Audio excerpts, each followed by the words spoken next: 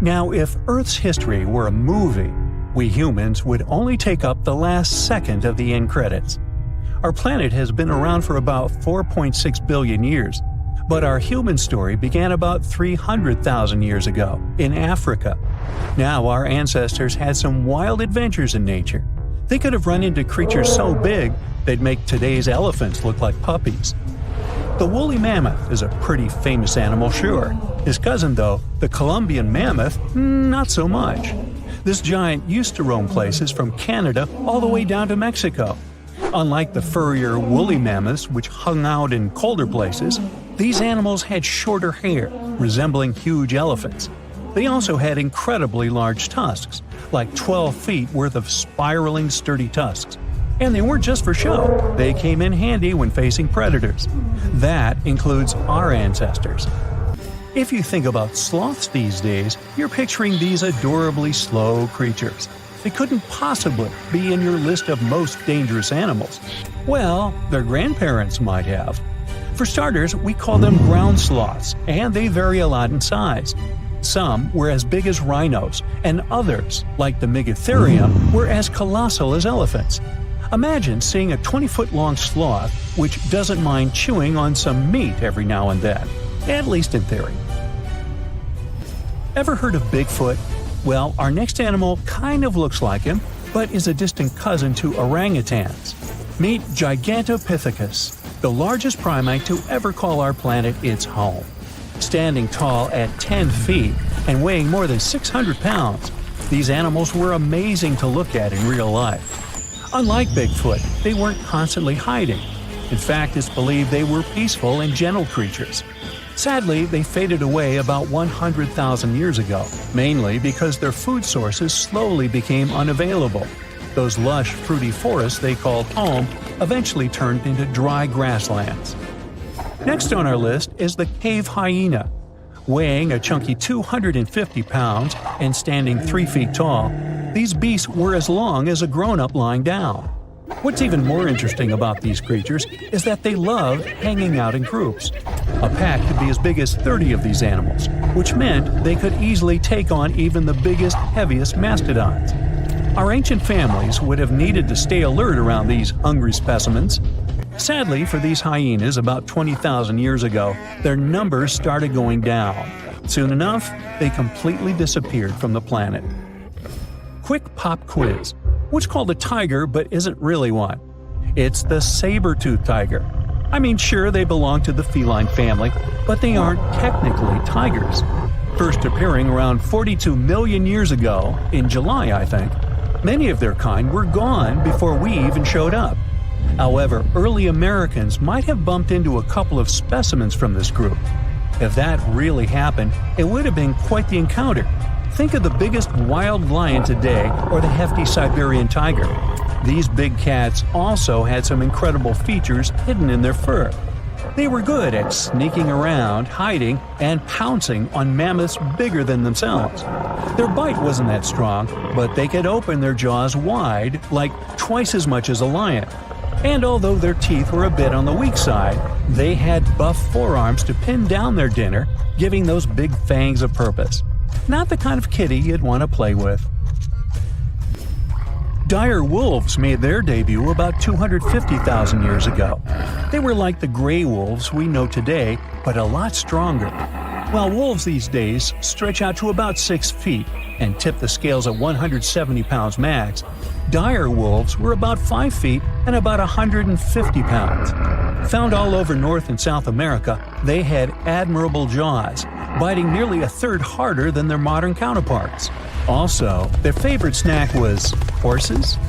But just like many other majestic beasts of the past, they faded away around 10,000 years ago. Now, names can be deceiving. Take the American lion, for example. It's not really a lion, it's more of a panther's big cousin. The other part of the name is correct, though. They did live in America about 330,000 years ago. This feline was no lap cat either. They were at the top of the wildcat pyramid, weighing a colossal 772 pounds. That's like stacking 4 grown men on a scale. Even the mighty African lion would look a tad bit shy beside these beasts. With the muscle to take down a bison, you wouldn't want to accidentally interrupt their dinner. They parted ways with this planet around 11,000 years ago, right after the last ice age. Now down in Australia, about 50,000 years ago, I wasn't around then, there lurked a relative of the Komodo dragon, the Megalania. Experts love to have debates on how big it was. Some say it stretched out to 23 feet. Others think it was just about 11 feet long. Either way, they were basically mega-sized Komodo dragons with a dangerous bite. If you think bears are already big and fluffy now, let's introduce the short-faced bear. While this big creature stood on its hind legs, it towered at 14 feet. With long limbs, they could outrun today's bears, hitting speeds up to 40 miles per hour. These ultra bears sadly disappeared around 11,600 years ago. Now imagine a crocodile. Okay, imagine that same crocodile, only supersized, with sporty legs, doing its thing in Australia about 1.6 million years ago. Well, say hello to the quincana. These crocs were extremely large, reaching 23 feet. And no, they weren't lazy river loungers. These creatures really love spending time on land. They evolved to have strong legs for their chases and razor-sharp teeth designed for slicing, not gripping. When did we stop sharing beaches with them? About 40,000 years ago. The name elephant bird might not sound familiar, but try to picture a bird that stood tall, as high as a basketball hoop at 10 feet, and weighed as much as a small car, 1,500 pounds. Their eggs were equally huge, like 150 chicken eggs bundled up into one. Now, as amazing as these birds sound, there's a lot we still don't know about them. They're hard to study, as most extinct animals are. Still, some recent studies have given us some clues. Scientists have been examining ancient molecules from their fossilized eggshells. It's an awesome piece of evidence, since these birdie shells were thick, preserving precious DNA inside. Plus, there are tons of these eggshell fragments sprinkled all over Madagascar's beaches. Because of these findings, we now know these birds were herbivores and loved eating leaves and seeds. We also know the tiny kiwi bird is its closest living relative. Now, dodos were these amazing birds we also used to share the planet with. They're like distant cousins to ancient pigeons. To give you some perspective, imagine a chunky bird weighing about 50 pounds. Similar to chickens, turkeys, and ostriches, dodos were also the types of birds that couldn't fly. Their wings were small, and they had the muscle strength of, well, a wet noodle. Now, you might have heard the word dodo used as a name for creatures that aren't that bright. Don't get confused, though, by this name. These birds were in fact intelligent. Scientists were able to figure that out by studying their fossils. It turns out that they were good at smelling stuff, unlike most birds that are all about the visuals. These creatures aren't around for us to study anymore, but that might change. One evolutionary biologist is on a mission to fully understand these amazing ancient birds. On that note, she revealed that the dodo's DNA has been completely sequenced. There are even talks about potentially bringing dodos back to life. They would make a nice addition to the lovely beaches of Mauritius, the place they used to call home many, many years ago. "75 million years ago, North America was full of scary dinos, both walking and flying, and insects the size of birds. But the biggest predator there was something way scarier, a crocodile so massive it could swallow dinosaurs whole. This beast was roughly the length of a school bus, weighed more than 5 tons, and had teeth the size of bananas. Its name was Deinosuchus, which literally means terrible crocodile. And trust me, it lived up to that name. Scientists have found its fossils all across North America, from Mexico to Texas to New Jersey and Montana. It means this monster could live pretty much anywhere it wanted. It wasn't picky. It roamed rivers, swamps, and even coastlines. And when it was hungry, anything that moved was fair game. Fossilized dinosaur bones show massive bite marks matching its jaw pattern. So yes, it actually took down dinosaurs. What's even crazier is its bite force. Based on skull reconstructions, scientists estimate it could crush bones with more power than T-Rex. So if a T-Rex ever got close to the water, it might have ended up as lunch. But Deinosuchus wasn't just a bigger and meaner version of today's crocodiles. It was more closely related to alligators. Recent studies show that it actually belonged to an ancient branch of crocodilians that split off before the ancestors of modern alligators and crocodiles. It was like that weird cousin in your family tree who doesn't quite fit in, but somehow looks like everyone. It had traits from both groups, like salt glands that helped it survive in both freshwater and saltwater. That's rare because most crocs today can't handle salty environments for long. This feature might have been its secret superpower. Around that time, North America was divided by a massive inland sea called the Western Interior Seaway. It stretched from the Arctic Ocean down to the Gulf of Mexico. Deinosuchus could travel across it, sneaking along the coasts and striking anywhere there was food. Still, scientists argue about its favorite hangout spot. Some say it mostly lived in rivers and swamps, and the fossils found near the coast just happened to be preserved better there. Others think it really did patrol the ancient shoreline, waiting for dinosaurs that wandered too close. Either way, this reptile ruled its world, and the climate of its time helped it thrive.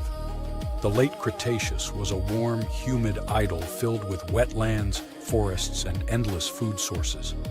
Giant turtles, fish the size of cars, and whole herds of herbivorous dinosaurs gave Deinosuchus an all-you-can-eat buffet. As long as the ecosystem stayed stable, it could keep getting bigger and bigger, and it did. Throughout Earth's history, huge crocodiles have evolved again and again. It's like nature's favorite blueprint for apex predator. Even today, Nile crocs and saltwater crocs are living proof that this ancient design still works perfectly. Some scientists even joke that crocodiles are basically dinosaurs that decided to chill and wait it out. They survived mass extinctions while most other big reptiles vanished. Deinosuchus wasn't so lucky and went extinct around 73 million years ago, most likely because the environment changed and its food sources dwindled. But the ocean is still full of mysteries. Maybe some gigantic croc-like beasts are still lurking out there. And while we're guessing, let's look at some other prehistoric creatures that make scientists rewrite what they thought we knew about life on Earth. First up, we have the Dragon of Death. Don't even make me pronounce its full name, Thanatos draconomaru. Scientists found its bones in western Argentina, in formation layers called the Plautier Formation, from about 86 million years ago, the late Cretaceous. This creature wasn't just big, it was gigantic for a flying reptile. Judging by some of its bones, it has a wingspan somewhere between 23 and 30 feet. That's like a small plane wing outstretched. It's officially one of the largest pterosaurs ever discovered in South America. Its fossils are pretty well preserved, including parts that are usually squishy and fragile in flying reptiles like vertebrae and limb bones. This gives scientists clues not just about how it moved, but about what ecosystems were like back then. Looks like it enjoyed marshy floodplains, big open skies, and plenty of prey below. Our dragon likely used its size to its advantage, either going after small dinosaurs or scavenging. The fact that this massive creature managed to evolve wings capable of flight is just crazy. Next, we've got a creature that looks like a mix of a dino and a skunk to me, Stegosaurus elengasin. Scientists found fossils of this cool guy in southern Chile among rocks deposited about 75 million years ago. The thing that hits you first, let's hope, not literally, is its tail. Instead of the usual spikes or clubs you get in other armored dinos like ankylosaurs, Stegosaurus had a flat blade-like tail made from fused bones. It looked almost like a weird paddle or frond. Scientists compare it to Aztec ammunition because of that blade structure across the tail's rear half. It wasn't huge, only about 6.5 feet long, but what it lacked in size, it made up for in weirdness and cleverness. Its body had armor plates, protective skin scutes, and a skull structure showing features of different dinos. So it was kind of a hybrid in style, which got paleontologists rewriting some of the family trees of armored dinosaurs. Also, the fossil is unusually complete, about 80%, which is rare because armor bones are often damaged or missing. This is super useful for science because it shows us how armor evolved, especially in southern continents. And you definitely need to meet our next hero, a truly bizarre marine reptile that once patrolled the waters of what's now Wyoming, Serpentisuchops fisteri. This creature was part crocodile, part sea monster, and 100% nightmare fuel. Scientists first found its fossils over 25 years ago, but they only recently managed to piece together enough of its remains to truly understand it. It had a super long neck, which was normal for plesiosaurs, and a croc-like skull and body. Most fossil books would tell you these traits shouldn't exist in the same animal. So this guy was a stunning exception. Paleontologists have found its lower jaw, a large portion of its skull, neck vertebrae, tail, and ribs. So they were able to reconstruct not just what it looked like, but how it likely moved, swam, and hunted. About 35% of its body is preserved, which is not so often for marine reptiles, and it lets scientists learn a lot about its lifestyle. With its long neck and the power of a crocodile, plus a super combo of speed, reach, and bite, this guy was most likely a top predator of its time. Last but not least, we have this cool dino, Duonicus tsokhtbatari, that lived in Mongolia's Gobi Desert around 90 to 95 million years ago during the Cretaceous period. It wasn't a meat-eater like T-Rex, but more of a plant muncher. It grew to about 10 feet long, roughly the size of a tall adult human lying down, and weighed around 575 pounds. Pretty hefty for a leaf-eater. The craziest thing about this heavy guy was its hands. It only had 2 fingers on each hand, and each finger carried a giant curved claw about a foot long, covered in keratin, the same stuff your nails are made of. That keratin actually added over 40% to the claw's length, which is super rare to see preserved in fossils. Because of that, scientists can actually study the full shape and structure of the claw, not just the bone. Its hands weren't just for show, though. We can see fused wrist bones and stiff joints in the fossil, which means it could grab and pull down branches to eat leaves. So, having fewer fingers could actually be a bonus if your goal is to reach and rip down vegetation. It's a really cool example of how dinosaurs adapted in weird and specific ways to survive. This is Lolong, the largest crocodile ever found, stretching about 20 feet long. Now, imagine living in a world full of Lolongs, only with longer legs and the ability to run on land like a greyhound. It sounds like a nightmare monster, but she was real. Fossils of giant crocodile-like creatures were discovered back in the 1930s. And now, scientists have found that these beasts once roamed and dominated lands far bigger than they imagined. We're talking about the cebicids. They're a family of prehistoric crocodiles that once ruled South America, especially in what is now Argentina, Brazil, and Bolivia. And scientists discovered that these ancient predators were huge. Some species may have grown up to 20 feet long.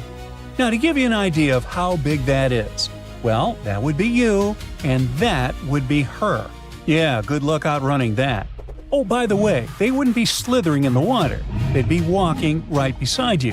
And that's actually the biggest difference between them and their crocodile relatives. Most cebicid species lived entirely on land. They were like lions, powerful, moving on all fours, but with tough crocodile-like skin. That image alone is already terrifying. But it gets worse when you figure these guys were fierce predators and we could have easily ended up as part of their dinner. Everything about them was perfectly built for the chase. They had narrow, dinosaur-like skulls and long legs that helped them sprint after their prey. They especially liked sloths and rodents, but honestly, with those sharp saw-like teeth, well, anything that crossed their path didn't stand much of a chance. And if one of their victims tried to fight back, well, that would have been a big mistake. Most of these crocodile ancestor species had tough bony plates under their skin that worked like natural armor. They were seriously tough, but don't worry, you don't have to fear them. Luckily, for us at least, these beasts aren't roaming the earth anymore. According to Jonathan Block, a paleontologist at the Florida Museum of Natural History, these mysterious predators may have been the last of the Nodosuchians, a broad group of reptiles that first appeared back in the Jurassic period. Yep, these bad boys shared the planet with dinosaurs. That is, until the asteroid hit the Earth about 66 million years ago. Dinosaurs went kaput, and mammals took over. They became the land animals, but their path to the top wasn't exactly smooth. They still had to deal with the Sebasids in South America. That's right, those tough crocodile-like predators actually survived the asteroid disaster. They also ruled and stayed at the top of the food chain until around 11 million years ago. Or at least that's what scientists thought, until they started finding strange fossilized teeth in the Caribbean. Uh-oh. Let's go back about 30 years when researchers uncovered two roughly 18-million-year-old teeth in Cuba. They had a tapered shape and tiny sharp serrations, perfectly designed for tearing into meat. There was no mistake. Scientists were looking at something that belonged to a top predator. But the question was, who? Had they found a fossil of an ancient giant croc? Well, maybe. Those teeth could have been from a species of Sebasid, but that was strange, since scientists didn't think such large ancient predators ever lived in the Caribbean. And things got even stranger when another tooth turned up in Puerto Rico. This one even older, about 29 million years old. But there was a problem. Those teeth alone weren't enough to identify a specific animal. They needed more, so the mystery remained unsolved. Everything changed in 2023. Local work crews were building a road in the Dominican Republic when they suddenly stumbled upon ancient bones. Researchers soon realized they were looking at a fossilized tooth, but this time it came with two vertebrae. That was a big deal, because it's really hard to tell ancient crocodile species apart just from their teeth. But with those two vertebrae, things were different. Crocodile relatives with serrated teeth usually had ball and socket joints between their vertebrae. But in Sebasids, that part of the spine was flat, so that made all the difference. It was enough to confirm that the fossil from the Dominican Republic belonged to a Sebasid. And just like that, scientists discovered that this ancient predator really did live in the Caribbean. And even more surprising, they found out it was roaming around at least 5 million years before Sebasids were thought to have disappeared everywhere else. Okay, but why is finding their fossils in the Caribbean such a big deal? Or better yet, why were scientists so sure before this discovery that they didn't live there? Well, that's because this prehistoric reptile didn't like the sea. Let me explain. The Caribbean is a region in the Americas made up of islands and the surrounding coastal areas. That meant for a land-loving ancient crocodile to travel from, say, Colombia to the Dominican Republic, it would have had to swim. And I mean really swim. We're talking over 350 miles of open ocean with strong currents and rough waves. You can see why that would have been a serious challenge for a land-based Sebasid to cross, right? So, that's why scientists thought these prehistoric crocodiles could never have lived in the Caribbean. But now that researchers are finding their fossils there, they may have to find an explanation. And that is where this discovery becomes even more interesting, as it actually supports the Garlandia hypothesis. This idea first appeared in 1994. It suggests that millions of years ago, the movement of Earth's tectonic plates caused a stretch of land, now mostly underwater, to rise up in the Caribbean. This land, called the Aves Ridge, may have connected South America all the way to Puerto Rico, and then to other Caribbean islands like Hispaniola, Cuba, and Jamaica. So basically, it worked like a temporary chain of land bridges, a kind of natural highway that once allowed animals to go from South America to the Caribbean. Mammals, amphibians, and reptiles could actually walk right across instead of taking their chances at sea. The Garlandia hypothesis definitely sounds fascinating, but it's still up for debate.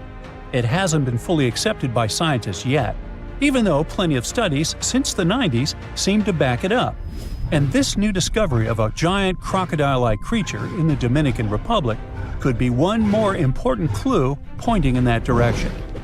It's possible that many of the places where these cibicids once thrived started to disappear as the global climate cooled. Bit by bit, some of them were pushed into warmer tropical areas, until, eventually, the only places left for them to live were the Caribbean islands. This discovery lines up with something else that ecologists have observed around the world. Islands can act like museums of biodiversity, in the sense that they offer a safe place where plants and animals can keep surviving long after their relatives on the mainland have disappeared. In the case of cibicids, the difference is striking. The most recent fossils found in South America date back between 10 and 12 million years ago. But the tooth and vertebrae found in the Dominican Republic are much younger, only about 4.5 million years old. That means this island might have been the last place these giant reptiles called home. And if those serrated teeth found on other Caribbean islands also turned out to belong to cibicids, that would be huge. That would mean that these ancient crocodile-like creatures didn't just live in the Dominican Republic. They were spread across the Caribbean. And who knows, maybe we'll still find more of its fossils in places like Puerto Rico, Haiti, and Jamaica. Although the tropics are among the most biodiverse places on Earth, much of their natural history remains a mystery. Discovering a giant ancient crocodile in the Caribbean is a reminder that the world we live in today is just one chapter of Earth's long, ever-changing history. And who knows what other prehistoric crocodiles or ancient creatures are still waiting to be found beneath our feet.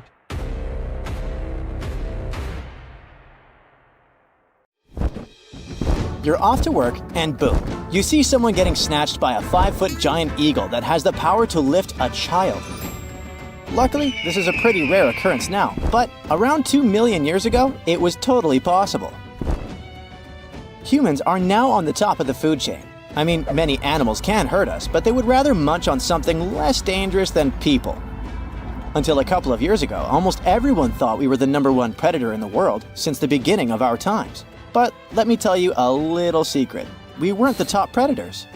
Somewhere in Africa, near the town of Tung, in a mine, archaeologists uncovered something probably worth more than gold. It was a small skull that belonged to a hominin, a human species that lived just before we split into 2 groups. One group is today's chimpanzees, and the other one is us humans. That is probably why we're so similar to chimpanzees. And believe it or not, we share 98% of our DNA with them. The critter was nicknamed Tung Child because most likely it belonged to a young human. Before this discovery, we had no idea we originated from Africa. As you already know, on that continent, there were many big animals that could eat us in a single bite. Even now, the situation is not that different. The bone was found among many other animal bones, suggesting that early humans, Australopithecus, had a pretty rough life and were eaten by anything that liked meat. Since we were only around 4 feet tall, we were on the menu for many animals. Probably the scariest one for us was the eagle. You might think eagles are just lazy birds who sit on trees all day. But our friend from Tung had a pretty bad experience of encountering one. When Tung's child was a little kid and was playing outside, the eagle grabbed him and took it to its nest. We have no idea how big the bird was or what kind of eagle it was, since there isn't any evidence. Eagles regularly hunt baboons in Africa now, and when experts compared the marks on these animals with the marks found on the ancient skull, they discovered those marks were almost identical. The worst thing about eagles is that they're like zombies, and their favorite food is brains, so they attack the head first. Even now, we're not safe from sky attacks since eagles can theoretically snatch kids. Stop looking at the sky now. There are many more land animals that can harm you. Roughly 500,000 years ago, our ancestor, Homo rhodesiensis, was doing his chores when he was ambushed by a hungry ancient hyena. He had a few broken bones, and the hyena stashed him in a cave in Casablanca, where he was uncovered 500,000 years later. Not many animals can chew through bones like it's nothing. Hyenas have a bite force that is 7 times stronger than ours. They keep meat stacked in hidden places so they can have snacks for later. Since we can't see at night and hyenas can, they hunted us at night. This might be the reason why people are scared of the dark. It's an instinct passed down from our ancestors because, at night, they had to stay inside caves or other structures to avoid monsters. Technically, our ancestors played real-life Minecraft in survival mode, but our long-lost cousins weren't afraid of hyenas since they hunted them for food. Hyenas also hunted us for food, so what exactly happened will most likely remain a mystery until we invent a time machine. Today, hyenas are known man-eaters, but they're nowhere near their ancient ancestor, which was twice their size. Homo heidelbergensis was an incredible hunter that hunted everything from giant deer, rhinos, bison, and many more animals. But there was one creature that made the hair on their necks stand up. It was a giant with 8-inch teeth, weighing more than 1,000 pounds. No animal was safe during its era, which was around 300,000 years ago. Of course, I'm talking about the saber-toothed tiger. It actively attacked our ancestors, among other animals like crocodiles, monkeys, horses, and honey badgers. You might be one of those who have a terrible fear of snakes, and that might be because they hunted your ancestors. We have been sharing this planet with snakes for over 100 million years. Our early pals were so scared of them that they evolved and developed sharper eyesight. Their brains grew bigger since snakes were ambush hunters, sneaking up on humans and attacking them unexpectedly. Initially, we were colorblind, but snakes hunted us so much that we developed three-dimensional vision and the ability to see colors. All of these tricks allowed us to see snakes better. But evolution works both ways, and around 60 million years ago, these reptiles developed venom because they lost the ability to stealth attack. The good news is that humans have developed bigger brains and learned to distinguish between venomous and harmless species. The worst monster Neanderthals probably had to watch out for was other Neanderthals. There's much evidence that shows that we sometimes were unfriendly towards each other. This theory is called the dangerous ape theory. Neanderthals didn't hunt one another regularly since there was an abundance of animals that had more nutrients needed to survive. Neanderthals most likely hunted one another when they didn't have any other food, or for rituals, or in self-defense. Around 4 million years ago, near Lake Turkana in Kenya, there was a humongous crocodile with a taste for humans. It was not that modern-day croc that can only reach 20 feet in length. Its ancient relative was 27 feet long, the largest crocodile ever. This prehistoric creature could swallow us in one bite, since we were only 4 feet tall back then. We don't have proof that this animal hunted us, since they had a powerful stomach that could liquefy bones easily. But there was a foot found that had clear marks from a crocodile's jaw. The ape probably wanted to cool off or drink some water and was grabbed by the prehistoric reptile. Crocodylus anthropophagus is another croc species that lived near Tanzania around 1.8 million years ago and ate humans like burgers. It loved people so much that its Latin name literally means the eater of humans. They patiently waited underwater for humans to come for a drink, and when they arrived, the monsters would snatch and drag them underwater. Evolution was trying to find solutions because we encountered scary monsters and were hunted by them. All that running from predators had an impact on our bodies. We grew taller and bigger so that birds wouldn't pick us up and fly us to their nest. Like it or not, we had to start walking on 2 legs since we could scan the surroundings much better that way. It helped us to run from predators while carrying food.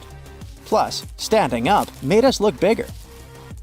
Now we throw things with our hands for fun. For example, while playing basketball. But back then, we had to throw rocks at predators to make it out alive. Chimpanzees also used this throwing technique to scare off predators. We started talking to each other to coordinate attacks better and plan what to do when we saw danger. We all know that working in a group or playing a team sport is interesting and a lot of fun. But believe it or not, this is because in the past, we had to be team players. Otherwise, we risked being snagged by a predator. our brains are still wired the same. However, these techniques didn't always work, and archaeologists have found many more bones belonging to humans eaten by giant eagles and other animals. Now, this bad boy was the size of a husky and could maybe pass for one, except it didn't have any fur and was a top predator with extra long, blade-like canine teeth. Ooh, charming. Meet the earliest known saber-toothed animal to have ever lived. It roamed the Earth well before the dinosaurs. Scientists made the description of this creature based on its fossils found on the Spanish island of Majorca in the Mediterranean Sea.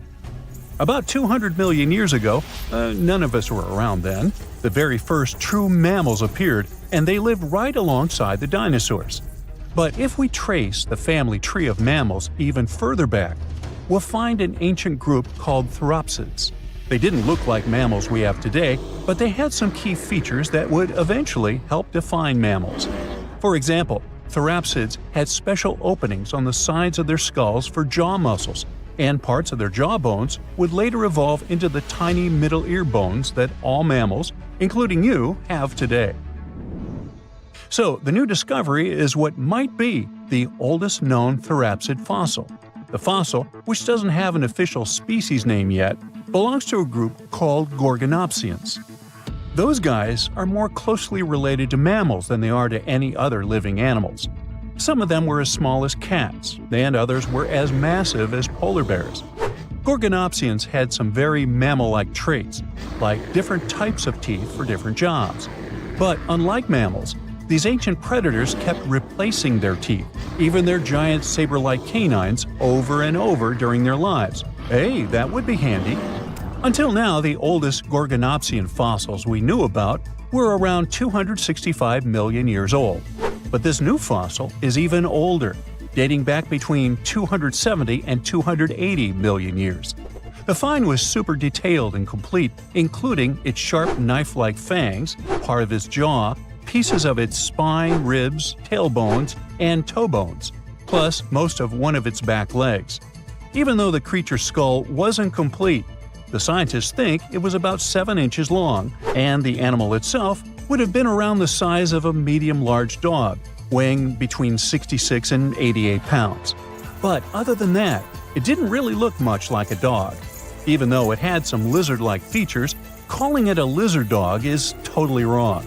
Mammals and reptiles do share a super ancient ancestor from about 320 million years ago, but their evolutionary paths split a long time ago. When the newly found creature was alive, the island of Majorca was right in the middle of the gigantic supercontinent Pangaea. Back then, this area went through super wet and super dry seasons.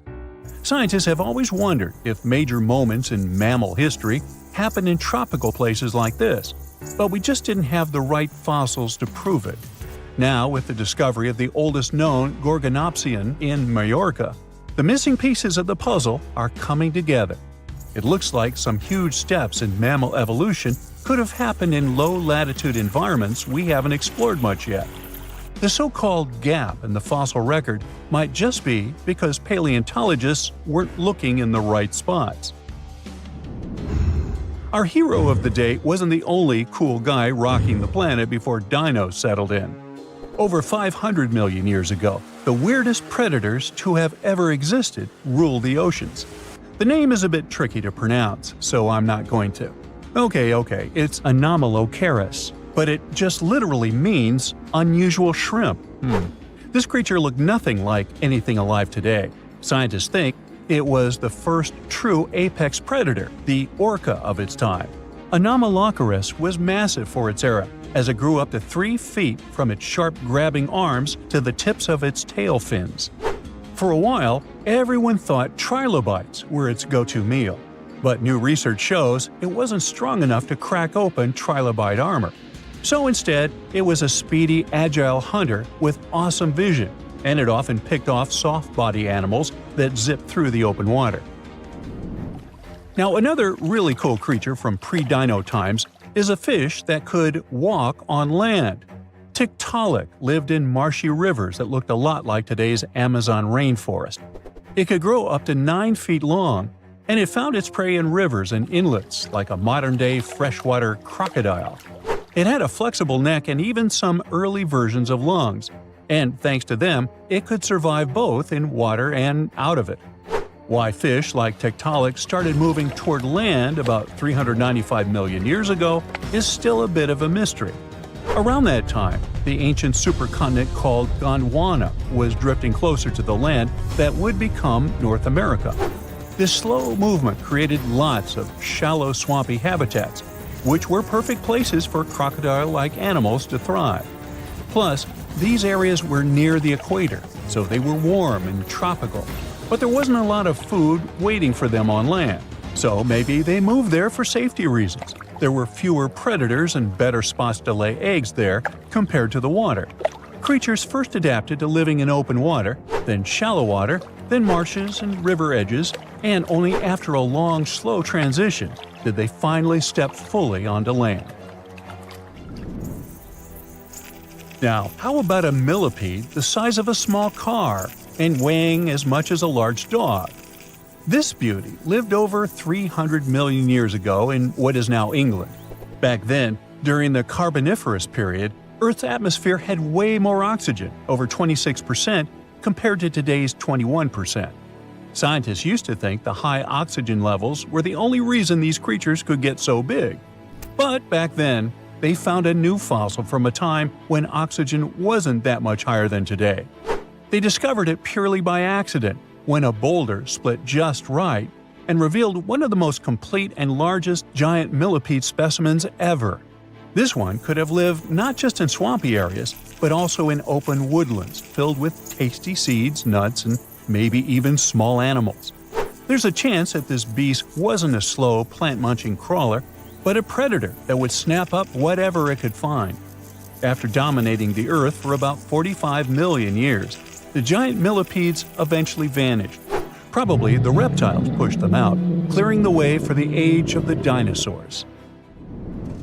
Now, in case you ever wondered what would happen if you crossed a polar bear with a saber-toothed cat, here's the answer. This guy ruled the southern ecosystems after migrating 7,000 miles across the supercontinent Pangaea around 252 million years ago. It had a tough skin like a rhino's and massive canines, perfect for tearing away huge chunks of meat, and it was an excellent runner. Once it got to its new home, in what is now South Africa, it replaced a whole group of local predators.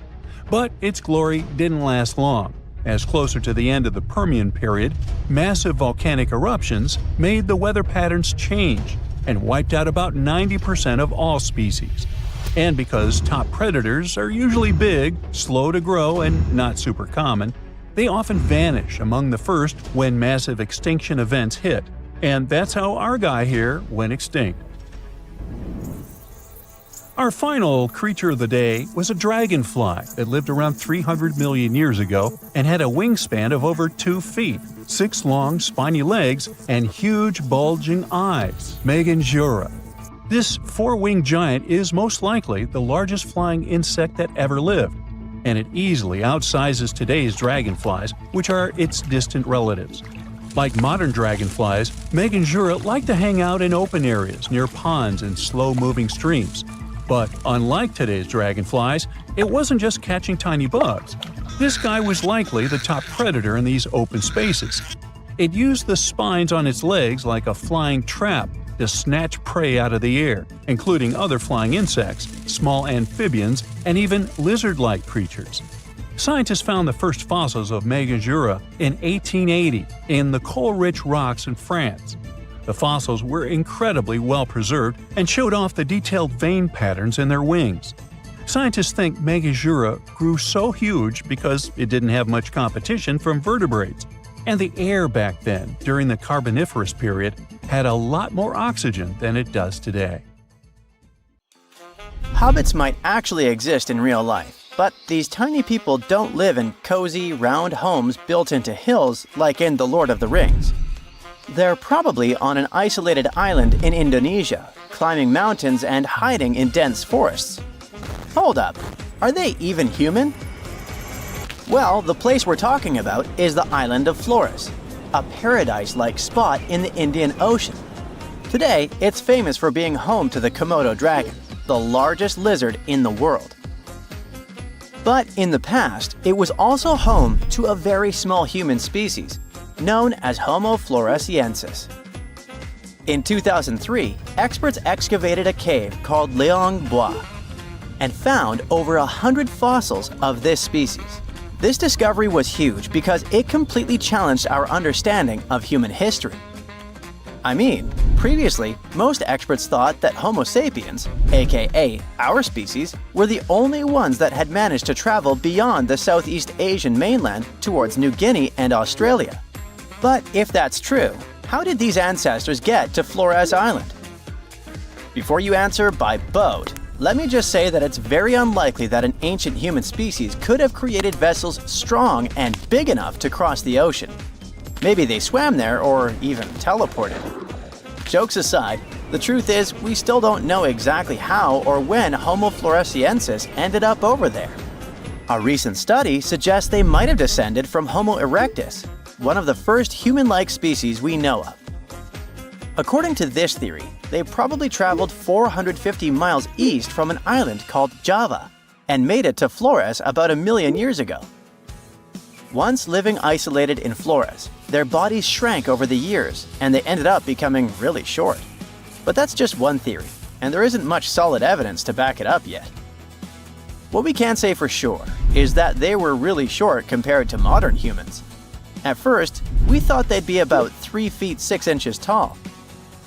But that changed in 2016 when experts found new fossils, including a tiny arm bone and some teeth that showed they were even smaller, about 2.4 inches shorter to be exact.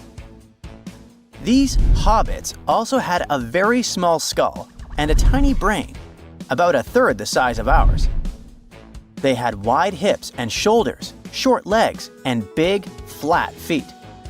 Overall, their bones were so small that at first, experts thought they might belong to kids. But nope. Since they had wisdom teeth, it was clear they were definitely dealing with adult skeletons. Very small adults, though.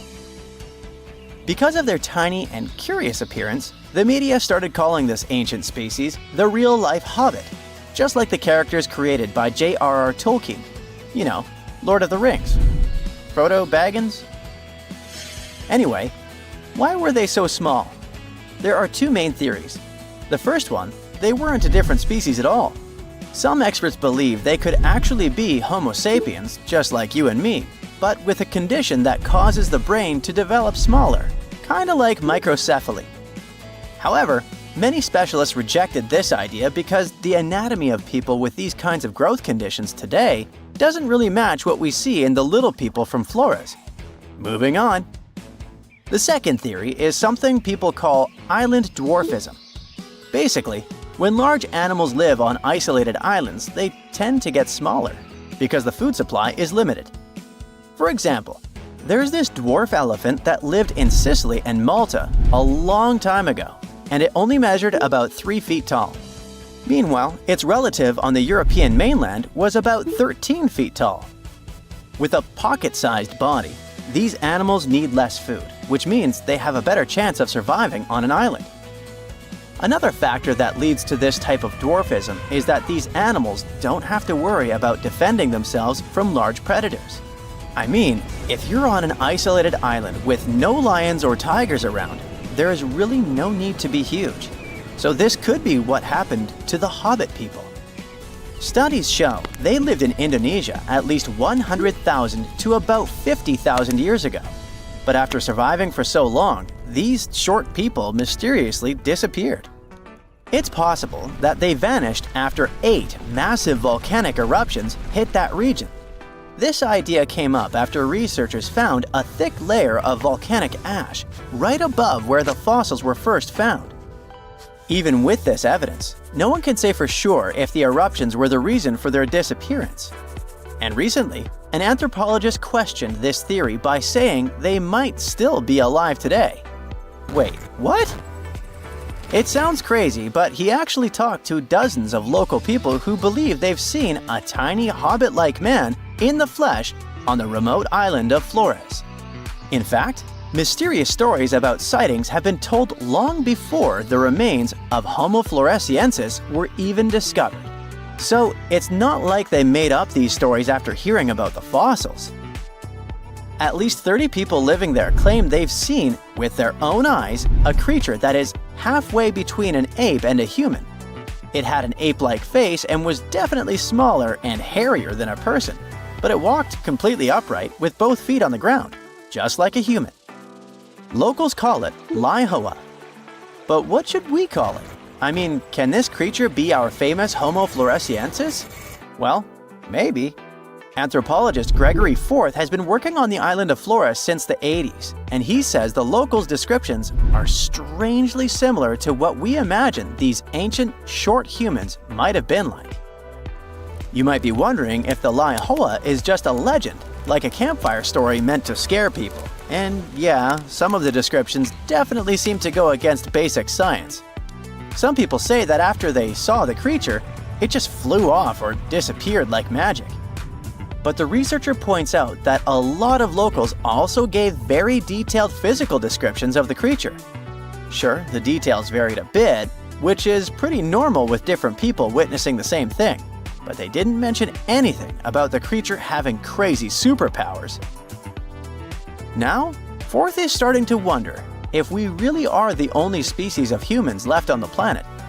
They could be, in fact, real-life hobbits. And that brings us back to a question from earlier in the video. Are they even human? Maybe yes, maybe no. It is possible that the creature spotted on the island of Flores is actually an uncontacted population of modern humans, but it could also be an unknown species of monkey. However, since there's no other evidence for either of these ideas, the best guess right now is that a creature similar to an ape man could still be out there. Okay. But if this creature shares the planet with us, how come no one's ever taken a photo of it? Well, the ape man is part of that island, just like other rare creatures like Komodo dragons. And unlike Bigfoot believers, locals probably don't go out actively searching for this creature. According to the anthropologist, they have no reason, financial, social, or otherwise, to find an ape man. And since they're mostly unaware of scientific research, or any theories saying these creatures don't exist, they don't really care about trying to prove the scientific world wrong. Forth wrapped up his research in 2018, but the anthropologist says that since then, other people have seen the strange creature walking around the island of Flores. 2 young guys from the UK went there, mostly for a snorkeling trip. But at some point, they hiked up a mountain and saw something that really looked like the ape man. So, who knows? Maybe you'll also get a chance to see the real hobbit when you visit Indonesia. Hey, welcome to the Dino New Year's Party. Hey, everyone you know well is here. Tyrannosaurus, Triceratops, Stegosaurus, Raptor, Diplodocus. But there will also be someone new, a guest who will surprise you. You see, paleontologists have discovered a new dinosaur species that was somewhat like the T-Rex, but with a twist. These guys would rather eat a crunchy salad than a juicy steak. Hey, meet this dude. Any guesses on how to pronounce this? Duonicus sacobatri. Thanks, please hold your applause. These are herbivorous guys that belong to the therizinosaurs. But they had one awesome feature. A feature that showed scientists that Duonicus belonged to a new branch of dinosaur evolution, about which little is known. But hey, let's go back to the dino party, shall we? Here you can see dinosaurs with different personalities. The T-Rex is a bully and toothy. The Velociraptor seems to be very toxic and moody. The Triceratops or Stegosaurus are aggressive but silent. You know, like those guys that don't touch anyone, but it's better not to mess with them. So among them all, the Therizinosaurus is a chill guy that will always help, will always keep you company at a party, and will never be annoying. Therizinosaurs lived in what is now Asia and North America during the late Cretaceous period, about 100 to 66 million years ago. Their anatomical features made them look more like predators like the T-Rex, but Therizinosaurs were herbivores. with large crescent-shaped claws. In some species, they reached up to 20 inches. Now imagine how dangerous these monsters would have been had they been carnivorous. But they used their claws to grab tree branches and eat leaves. The Deinonychus was quite large, just under 10 feet in length. A hippo was about the same size, and their weight was about 600 pounds, which is almost half the size of a horse. Therizinosaurs had a long mouth, a bit like a duck's nose, and long front paws with 3 thumbs. But the Deinonychus, that has been found recently, was unique because it only had 2 fingers on each hand. The 2-fingered dinosaur discovery has sparked joy among paleontologists. Okay, 2 fingers instead of 3, whatever, you might think. But it makes a big difference. It shows how dinosaurs evolved. The latest paleontology news reports that the discovery was made in Mongolia. It was the largest preserved claw in history. Its size was about 11 inches, and it had a curved shape. That means it was like a giant banana. The coolest thing was that the claw was covered with keratin. Our nails are made from this material too. Can you imagine? Large lizards that lived tens of millions of years ago had claws with the same composition as our nails. Nature is amazing, isn't it? Do you know this crazy theory that the T-Rex evolved into a chicken and the Velociraptor into an ostrich? There must have been tons of evolutionary changes. But the 2-fingered dinosaur discovery offers us a more understandable and more detailed explanation of how dinosaurs evolved. Therizinosaurs had 3 clawed fingers on each paw, but why did nature get rid of one of them? Scientists believe that it was practical. It's possible that a paw with 2 fingers was much stronger and more flexible than a paw with 3. This way, dinosaurs could grab vegetation and branches, like chameleons do. Scientists have also suggested that the 2-fingered long paw helped the dinosaur defend itself, care for its mates, and even play. It's hard to imagine what they could be playing at. Maybe they did high fives or high twos. It would be cool if they had used those paw pliers not only for taking food, but for fighting off predators. And speaking of predators, the T-Rex had a similar front paw structure, but its small paws were useless. It would be cool if the Deinonychus could box with them or climb trees. Yes, it was an herbivore, but that doesn't mean that other bad dinosaurs could bully it. Let's just think that the Deinonychus was kind of weak and formidable to the strong. That's why it would be the most welcome guest at the dinosaur party. But the strangest guest at this party would be the Deinonychus, named Terrible Hands. The case of the Deinonychus shows how dinosaurs evolved from having 3-fingered paws to being 2-fingered. The Deinonychus shows that ancient lizards could evolve into a horse or something else. It sounds weird, but let's get to know this guy better. In 1965, the arms, hands, and shoulder girdle of an unknown dinosaur was discovered in the Gobi Desert in Mongolia. When paleontologists put the bones together, they got 2 long, creepy arms. For many years, those arms remained in the museum without a body. It looked funny and a little scary. Each arm was about 8 feet long. This is more than the tallest basketball players. Paleontologists were trying to find other dinosaur body parts in the Gobi Desert, but their attempts were unsuccessful. The Deinonychus became one of the most famous mysteries in paleontology. How big was the owner of such arms? What did it eat? How did it live? This remained unknown until 2014. According to the latest paleontology news about this lizard, a group of scientists from the Korea Institute of Geoscience and Mineral Resources has discovered other well-preserved remains of the Deinonychus. With their help, paleontologists have managed to recreate the lizard's appearance. And that breakthrough has turned out to be much cooler than the 2-fingered dinosaur discovery. Are you ready? The Deinonychus was colossal, rather slow, with a horse-like head and a spine that formed something like a hump. It looks super weird, even for a science fiction movie. This new dinosaur species belonged to Ornithomimosauria, an ostrich-like species, agile and fast-moving. But not the Deinonychus. Instead of speed and agility, the dinosaur had a large size. It was 36 feet long and weighed 13,200 pounds, which is almost the weight of an adult elephant and the length of half a metro wagon. Despite its size, the Dinochirus was quite harmless. Its long muzzle looked like that of a duck or a horse. It also had no teeth. So for tyrannosaurs and other predatory giants, it was an easy lunch. And this is not just a guess. Scientists found bite marks on the discovered skeletons of this dinosaur. It seems this poor big dude met some really bad and hungry guys. But what was lunch to this strange lizard itself? It ate almost everything: soft plants, algae, small vertebrates, and fish. It sucked food from the bottom of lakes and rivers with its beak and tongue and swallowed stones to help grind the food. Those stones crushed the pieces of food and thus helped the stomach to digest stuff more easily. The dinosaur used its terrible hands to dig and pick up food from trees and the ground.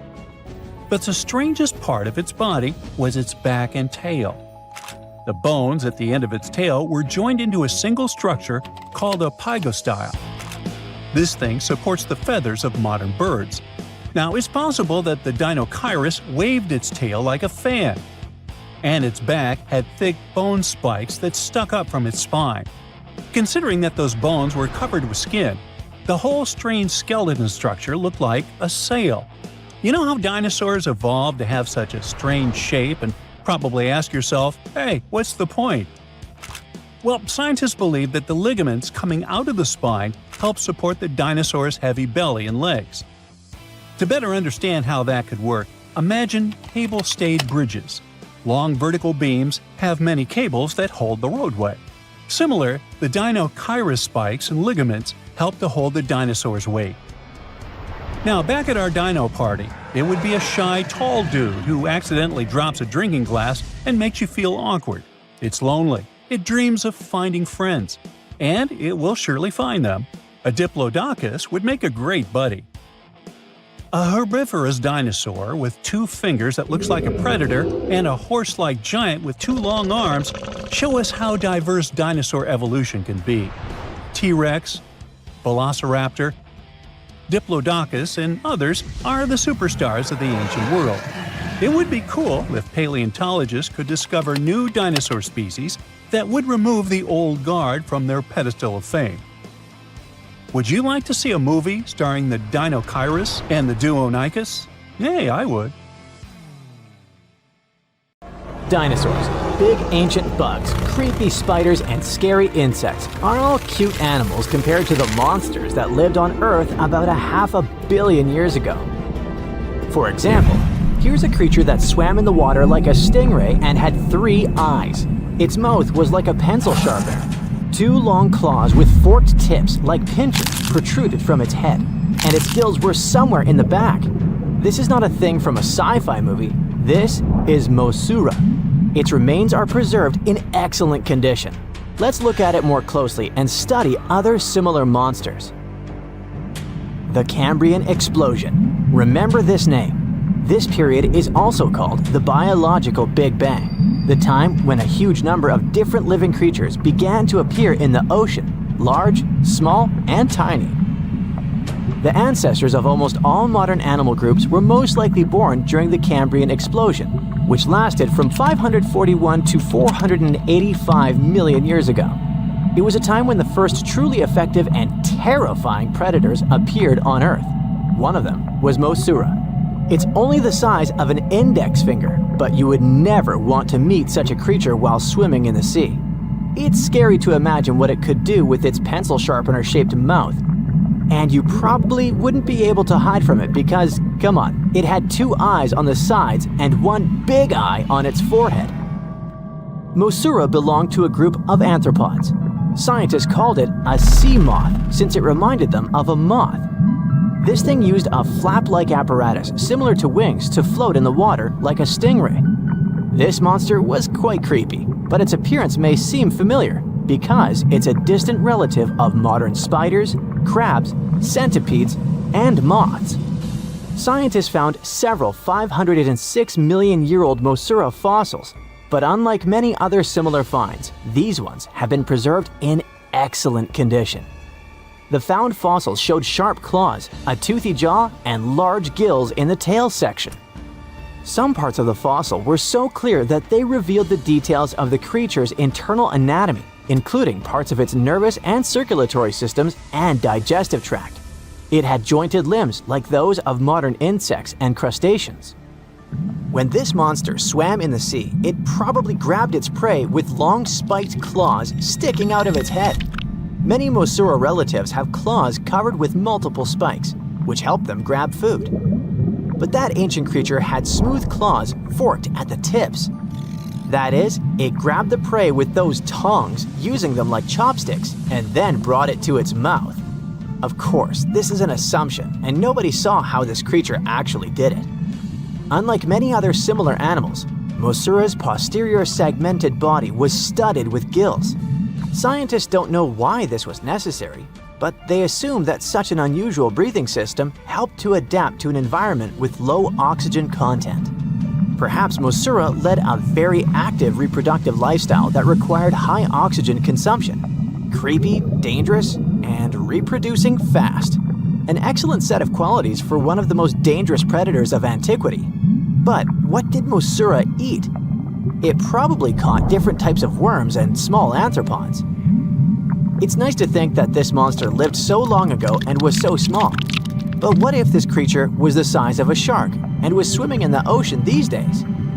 Perhaps it would become a dominant dweller and people would swim much less along the coast.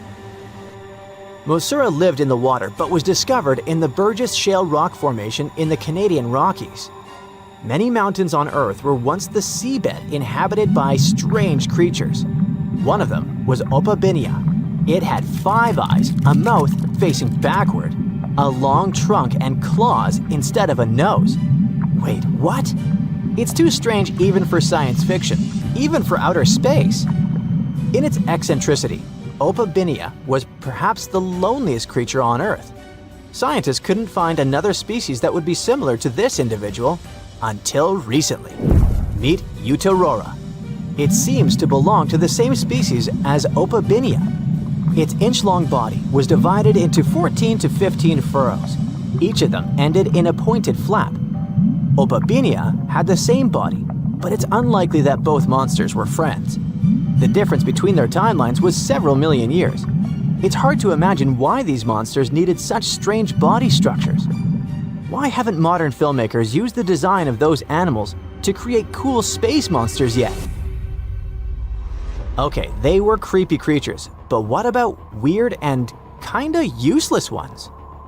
Scientists have discovered Su, a legless creature with no head turned inside out. Huh?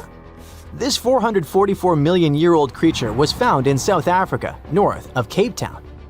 They called it Su after the discoverer's mother. In fact, it's some kind of new arthropod species that may have lived in low oxygen waters. This creature was turned inside out, and the outer shell with the legs and head was lost. Thanks to mineralization, muscles, tendons, and even Su's intestines were preserved on the fossil. It's a great success to find such detailed remains of an ancient creature. However, scientists still can't determine the evolutionary history of this species. They're sure that it was a primitive marine arthropod.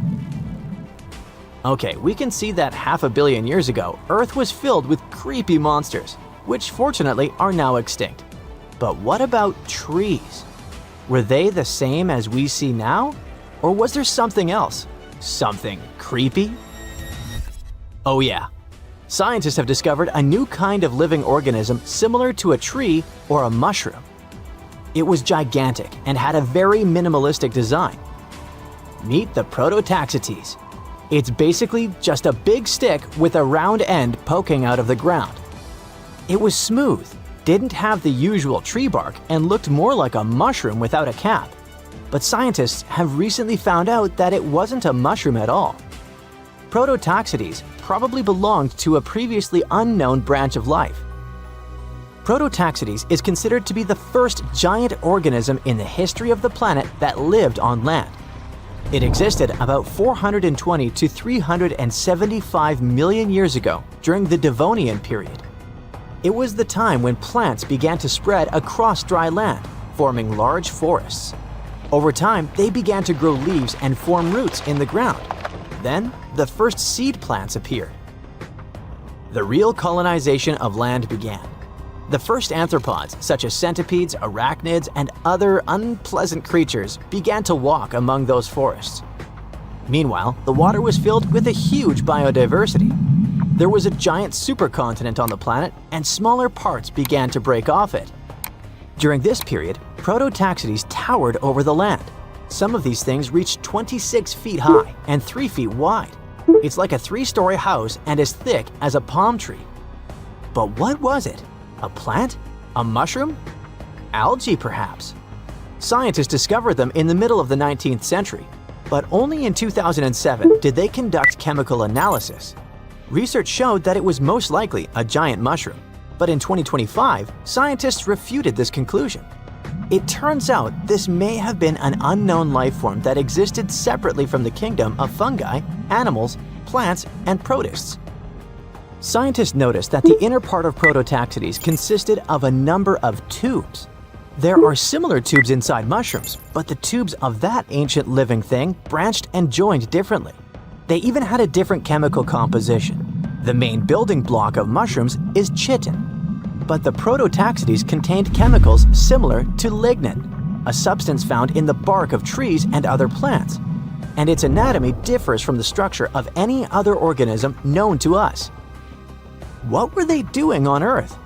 Just chilled and enjoyed the bloom of life? Did they produce some kind of fruit, like a banana with eyes and claws? Scientists don't know. What if it was something that was brought to Earth from outer space? What if they were flowers planted by another civilization? What do you think? It's a perfect summer day. You're relaxing on the beach, dipping your toes into the cool water, when suddenly, bam! A 56-foot aquatic nightmare rockets from the waves. It's the size of 2 London double-decker buses, sporting about 60 razor-sharp teeth, including bonus chompers on the roof of its mouth, because why not? This aquatic beast isn't picky about its diet either. Sharks? Turtles? Other sea monsters? Yep, they're all on the menu. Meet the mosasaur, a group of marine reptiles that ruled the oceans millions of years ago. If you've seen Jurassic World, you'll recognize them as the stars of that epic moment when a massive creature leaps out of the water to snatch a great white shark like it's sushi. That's a mosasaurus, and it's every bit as terrifying as it sounds. Recently, scientists stumbled upon a fossil of one of those marine monsters in, of all places, Mississippi. Yes, Mississippi, the land of magnolias and catfish. Turns out it's also home to ancient sea dragons. This discovery was a happy accident. A team of geologists was mapping the terrain in east-central Mississippi when they noticed something strange poking out of the ground. It wasn't a rock or seashell. It was a vertebra, and a massive one. In fact, it was so large it barely fit in the hand of the scientist who found it. The fossil likely belonged to the largest known species of mosasaur, the Mosasaurus hoffmanni. Now, the biggest mosasaur ever found clocked in at a staggering 56 feet long. This new specimen hit a solid 30 feet at least, and while it might not break the world record, it certainly makes the crown for the biggest mosasaur ever discovered in Mississippi. Fun fact, that's still longer than the average RV, and with way worse gas mileage. To be fair, the Mississippi Museum of Natural Science already had a couple of mosasaur fossils in its collection. But this newcomer might just steal the spotlight. And this isn't an isolated incident. In 2015, paleontologists unearthed the skull of a 24-foot-long mosasaur in North Dakota. Years later, a private fossil hunter, yes, that's a thing, found an equally huge mosasaur in Texas. Well, its jaw at least. These sea monsters, also known as sea dragons, by the way, actually have one of the wildest origin stories in paleontology. The very first skull was found way back in 1764 in a chalk quarry in the Netherlands. and at the time, scientists thought it was a whale. Then came a second skull, which was so impressive that French revolutionaries literally looted it during the siege in 1794. Legend has it they swapped it for 600 bottles of wine. Doesn't sound like a fair trade to me. That fossil actually helped pioneer the concept of extinction and got paleontologists buzzing for centuries. Since then, mosasaur fossils have popped up all over the world, like ancient scaly celebrities leaving their mark. From the Mississippi backwoods to the deserts of Morocco, from New Jersey to Belgium, scientists have uncovered everything from teeth to full skulls, sometimes even misplacing them in museum drawers for centuries. So what exactly were these terrifying titans of the deep? Well, let's just say, if ancient oceans had a most likely to eat everything in sight award, the mosasaur would win it. Picture a gigantic scaly torpedo with a mouth full of about 60 razor-sharp teeth, including some growing on the roof of its mouth like dental overkill. It had a long, muscular tail for propulsion and 4 paddle-like limbs that worked like turbocharged oars, letting it cruise through warm, shallow seas like a reptilian speedboat. Scientists believe they were close relatives of modern monitor lizards and snakes, which honestly just makes both of those animals way more terrifying. Some mosasaurs even might have had adaptations for sensing vibrations in the water, allowing them to detect movement from a distance, similar to how sharks use electroreception today. Their eyes were well developed too, giving them sharp vision in the dim ocean depths, a key advantage when hunting fast or elusive prey. But what really makes mosasaurs the stuff of prehistoric nightmares is their attitude. They were apex predators, and they knew it. Those sea monsters weren't picky eaters. Fish, turtles, birds, sharks, other mosasaurs. Basically anything that moved was dinner. Fossilized mosasaur stomach contents prove they practiced family dinner in the most metal way possible. If they were around today, your beach day would be a lot more exciting. Probably shorter.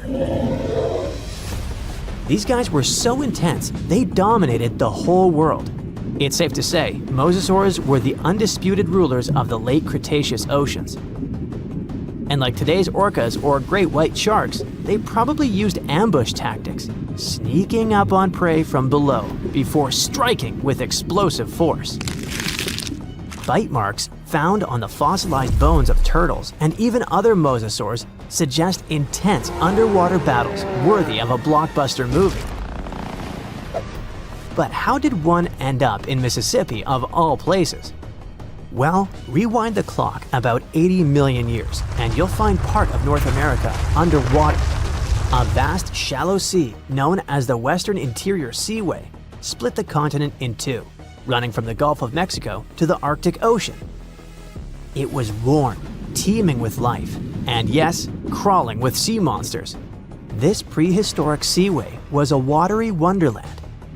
Imagine long-necked plesiosaurs gliding through the water, birds with teeth diving for fish, and oysters the size of car tires clinging to reef-like structures. Even giant fish like this weird guy over here called it home.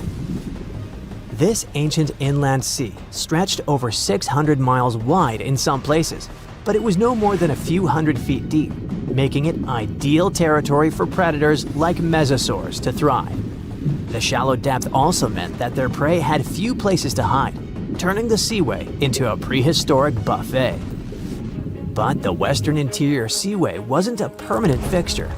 As the Rocky Mountains rose, the seaway slowly disappeared.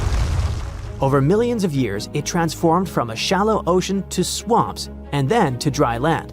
Today, what was once an ocean is now the Midwest, complete with cornfields, cows, and the occasion mosasaur vertebra hiding in the dirt. Now, this wasn't exactly the end of the mosasaurs. Sadly, even these monsters couldn't outswim extinction. Those massive sea beasts met their watery grave around 66 million years ago, when Earth got an unwelcome visitor, a 10-mile-wide asteroid. When that space rock slammed into what is now Mexico's Yucatan Peninsula, it unleashed destruction on a planetary scale. The impact triggered massive tsunamis, set forests ablaze, and shot so much debris into the atmosphere that sunlight was blocked out for months, maybe even years. This impact winter plunged Earth into a deep freeze. With sunlight gone, plants couldn't photosynthesize, and the food chain collapsed like a house of cards. On land, plant eaters starved, and predators like T-Rex soon followed. About 75% of all species on Earth disappeared. But don't think the oceans were a safe retreat. The seas were hit just as hard, if not worse. First came the mega tsunami that devastated marine life along coastlines. Then, the real villain arrived. You see, without sunlight, phytoplankton, those tiny microscopic plants that serve as the foundation of the marine food web, perished. With them went zooplankton, small fish and filter feeders. And when the buffet dried up, the big predators like the mosasaurs went hungry. No food, no future. With plunging temperatures and ocean acidification, even the ocean's top predators couldn't survive. Mosasaurs, along with plesiosaurs and ammonites, were wiped out in the blink of a geological eye. So ended the reign of sea monsters. The good news is that you can now swim at peace knowing that no sea dragon will ever come at you. I mean, it's a bummer that they went extinct, but let's be honest. Beach days are way more relaxing without 56-foot lizards crashing the party. Australia used to have its own giants. Those were huge animals that could have dwarfed anything living on this continent these days. Scientists found the remains of many of those ancient creatures in the Narracuta Caves in South Australia, 4 hours away from Adelaide. It's a lovely region, but it can be treacherous. Watch out for holes the ground is pocked with. Known as pitfall traps, many of them are no wider than a coffee table. They're deep and plunge into the darkest of caverns. One of such caverns is called Victoria Fossil Cave, and it's a treasury that's been hiding the bones of around 45,000 animals for centuries. Some of the oldest bones belong to creatures far more terrifying than any animal you can encounter today. Those were the ancient Australian megafauna, huge beasts that roamed the continent during the Pleistocene epoch. During those, there were giant snakes, huge flightless birds, wombat-like creatures the size of a rhinoceros, and many others. One of the largest examples of the Australian megafauna scientists have discovered so far is the Diprotodon. That giant herbivorous creature was 10 feet long and 6.5 feet tall, and weighed more than 6,000 pounds, about as much as a small Asian elephant. Even though this terrifying beast didn't eat meat, it could have smashed other animals with its sheer weight. Scientists have found the remains of hundreds of such creatures all over Australia, so it's safe to say that no other animal from that time or in that location was larger than this giant. Despite its creepy appearance, the Diprotodon was a relative to the modern-day wombat, and those are known to sometimes pounce humans. The Diprotodon had toes that pointed inward and were well suited for digging burrows. On the other hand, Diprotodon was a giant, and it was unlikely that it used to do so. It was likely a trait it had inherited from its smaller burrowing ancestors, or it could have used its claws to search for roots. This theory is supported by the fact that the animal's pouch was facing backward. It prevented any dirt from collecting inside while the creature was digging. Since this animal was so big, it didn't have to worry much about predators. Up until 60,000 years ago, when the first humans appeared on the continent, full-grown Diprotodons only had to look out for creatures like the quincana. Measuring in at a whopping 20 feet long, the quincana was a land crocodile. It lived in Australia from around 20 million to 40,000 years ago. It disappeared along with most other mega creatures of the last ice age. It's thought to be the result of the first humans coming to the continent. Even though the quincana was extremely fast and dangerous, it was possible that this creature got out-competed by human hunters who took all available prey. Unlike modern crocodiles that are mainly aquatic, that mighty beast was a land dweller. Scientists figured it out by studying the quincana's legs. They were able to support and carry the body clear off the ground. It means there was no escape for ancient people once the quincana spotted them. Modern crocodiles can only push themselves along on their bellies.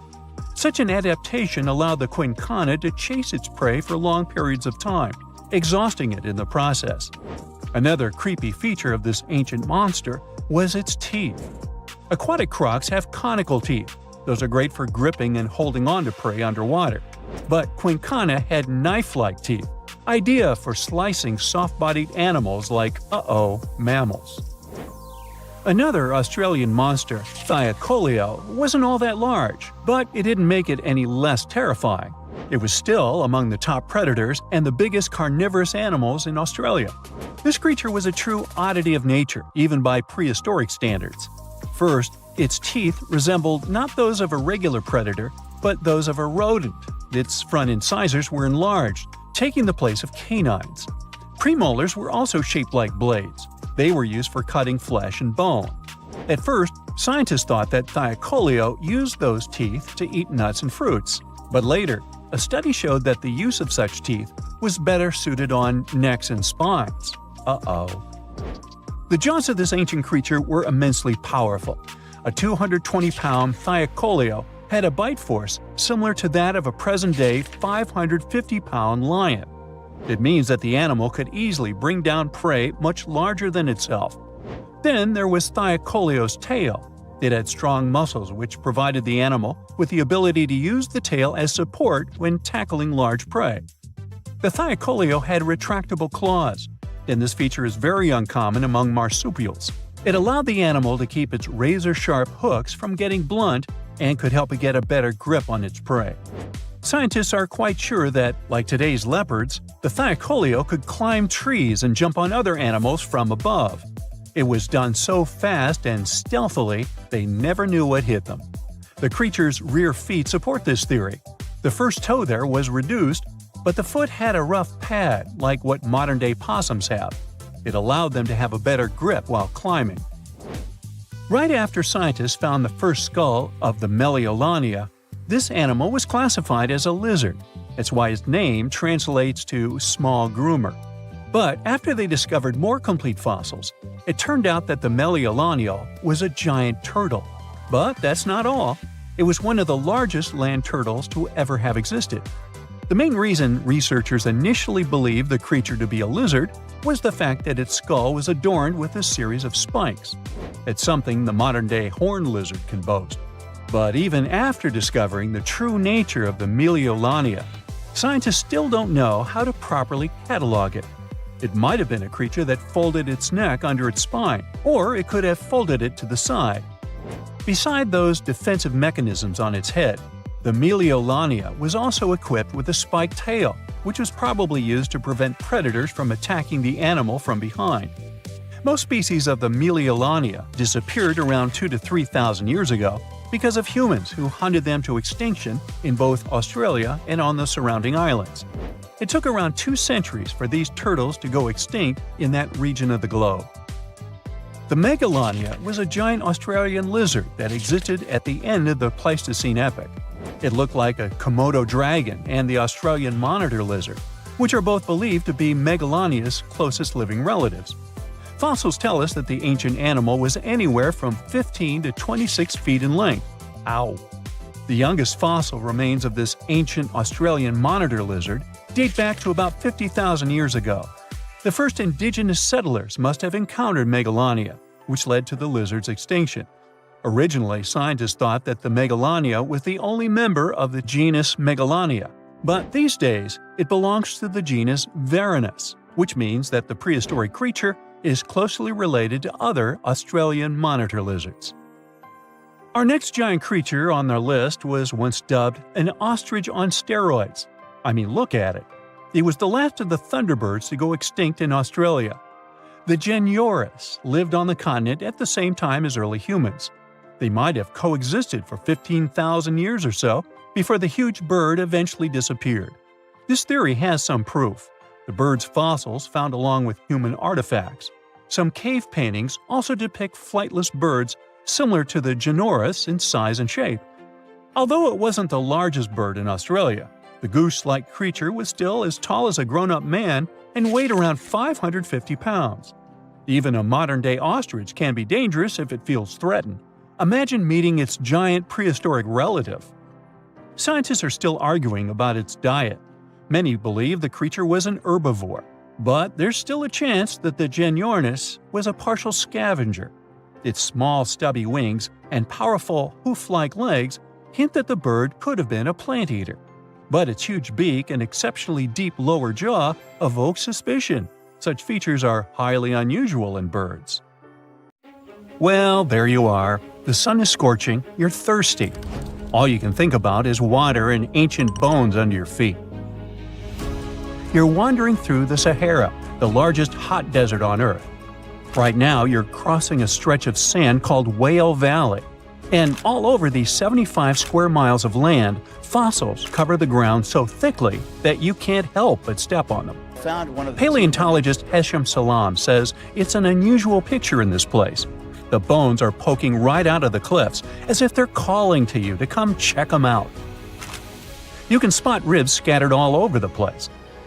Look at these vertebrae. They're giant. Ooh, the creature they once belonged to must have been up to 65 feet long. The fossils show that the animal had a streamlined body like today's whale, but still had features like hind legs and feet. For scientists, it means a very exciting thing. They might have discovered a fully intact skeleton of a prehistoric whale. It was an animal that lived in this area when Egypt was underwater. You see, today, the Valley of the Whales is the world's largest ancient whale graveyard. You're likely wondering what marine animals are doing in a desert more than 100 miles away from the nearest coast. Well, millions of years ago, this desert was at the bottom of a massive ocean called the Tethys, which stretched from Europe to India. When sea levels dropped, the ocean left behind a seabed covered with fossils. And today, the fossils of some of the earliest known whales rest here, which gives researchers a peek into how today's massive ocean whales may have evolved. The fossils here are super detailed, even with some stomach contents still intact. Uh-oh. Scientists have also found fossils of ancient sharks, crocodiles, and turtles, helping to recreate what this marine world looked like millions of years ago. Now, the first whale bones were discovered in 1902, but it wasn't until the 1980s that people really started to explore the area, only when access to this area became better. Sadly, some fossils had been taken away by collectors before the site turned into a protected area. Most of the fossils are just under the surface, slowly revealed by erosion. Whale Valley gives us an amazing glimpse into millions of years of ancient coastal marine life. But let's move further. Ancient whale fossils aren't the only discovery you're going to make today. For over 150 years, scientists have been puzzled by a strange creature that lived millions of years ago. But now, thanks to some amazing fossils found in Morocco, they've finally figured it out. Look at them. These creatures are called blah blah blah. Nah, I'm kidding. Stylophorans. They look like flattened armor with a long arm sticking out. Researchers discovered these creatures in 2014 and were shocked. The fossils dated back around 478 million years. They found around 450 specimens, and to their surprise, some even had soft tissues preserved, which is super rare. Before this, they only knew stylophorans from their hard parts. Originally, scientists thought these creatures were good old echinoderms, animals like sea urchins and starfish. But new discoveries prove that they had a core body and feeding arm similar to modern starfish, complete with a water vascular system to help them move and eat. This finding ends a long debate about where stylophorans fit in the animal family tree. Now we know they're related to echinoderms, but are more advanced because they don't have the typical 5-ray symmetry. Ooh, come here and look at this giant fossil. It was found in the Sahara and gave scientists new insights into the Spinosaurus, the largest carnivorous dinosaur we know about. These 95 million-year-old remains also confirm that it was the first known swimming dinosaur. The Spinosaurus had flat paddle-like feet and nostrils on the top of its crocodile-like head, perfect for staying underwater. It was a pretty weird dinosaur with a long neck, trunk, tail, and a 7-foot sail on its back, so it must have spent a lot of time in the water. At over 50 feet long, Spinosaurus might have been even larger than T-Rex. The first Spinosaurus remains were discovered about 100 years ago in Egypt, but only this new fossil, found in Morocco, helped scientists reconstruct this dinosaur for the first time. Researchers paid attention to the creature's shorter hind limbs and wide claws. These features point to adaptations for life in the water. Its snout and dense bones also suggest it was a swimmer, while its spiked tail likely attracted mates. Hey, good looking, come here often? And here's another astonishing find made in Tunisia, the remains of Machimosaurus rex. Now, so far it's believed to be the biggest crocodile ever. This ancient croc was about 32 feet long and weighed around 66,000 pounds. It was a top predator around 130 million years ago, and its skull was over 5 feet long. Now, this discovery is a big deal because it shows that these crocs stuck around longer than we thought. Before this, scientists believed that they disappeared during a minor extinction event between the Jurassic and Cretaceous periods. Now, let's go back to the fact that the Sahara was once underwater, and some of the largest sea creatures ever lived there. A study published in the Bulletin of the American Museum of Natural History speaks about an ancient body of water called the Trans-Saharan Seaway.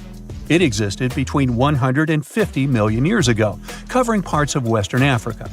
Scientists spent 2 decades trying to recreate this prehistoric underwater world. They found it was warm and shallow, home to some pretty terrifying creatures, including 5-foot-long catfish and 40-foot-long sea snakes. Yikes! The seaway was cut off from larger oceans for long stretches, which may have helped these predators grow larger because resources were always available. It's a classic case of evolution at work, leading to what scientists call gigantism in isolated environments. But all that water didn't just disappear with no trace. Under the sands of the Sahara, scientists have discovered a massive ancient lake, which they're calling a megalake. Makes sense? This lake formed around 250,000 years ago when the Nile River flooded the eastern Sahara. At its biggest, this lake covered over 42,000 square miles. It's about half as big as Kansas. They also found evidence of a smaller lake, 93 miles west of the Nile, at a slightly lower level and covering 18,600 square miles. All of this adds to growing evidence that once, North Africa had many lakes that might have created migration routes, helping early humans move across the continent. Now, in the Sahara, you can find not only fossils of bizarre animals.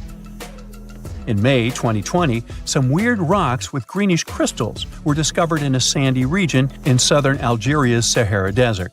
When scientists checked them out, they found out these rocks weren't from Earth. They were actually pieces of a meteorite called Erg-Chek 002. This meteorite is super old, like the oldest volcanic rock ever found.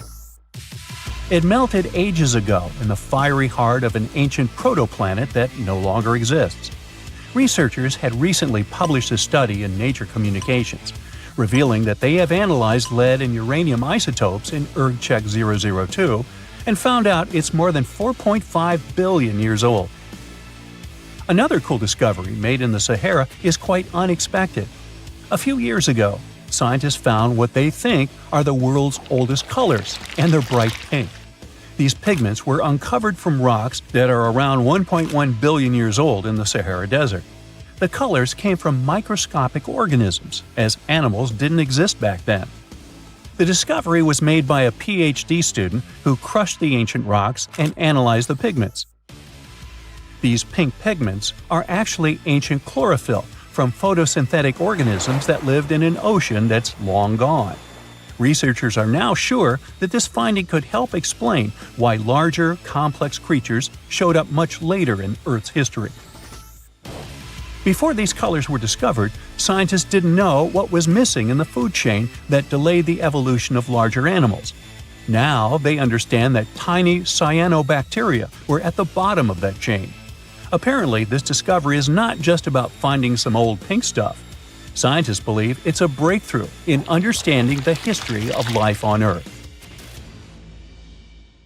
A piece of whale rib has recently been found in a North Carolina mine.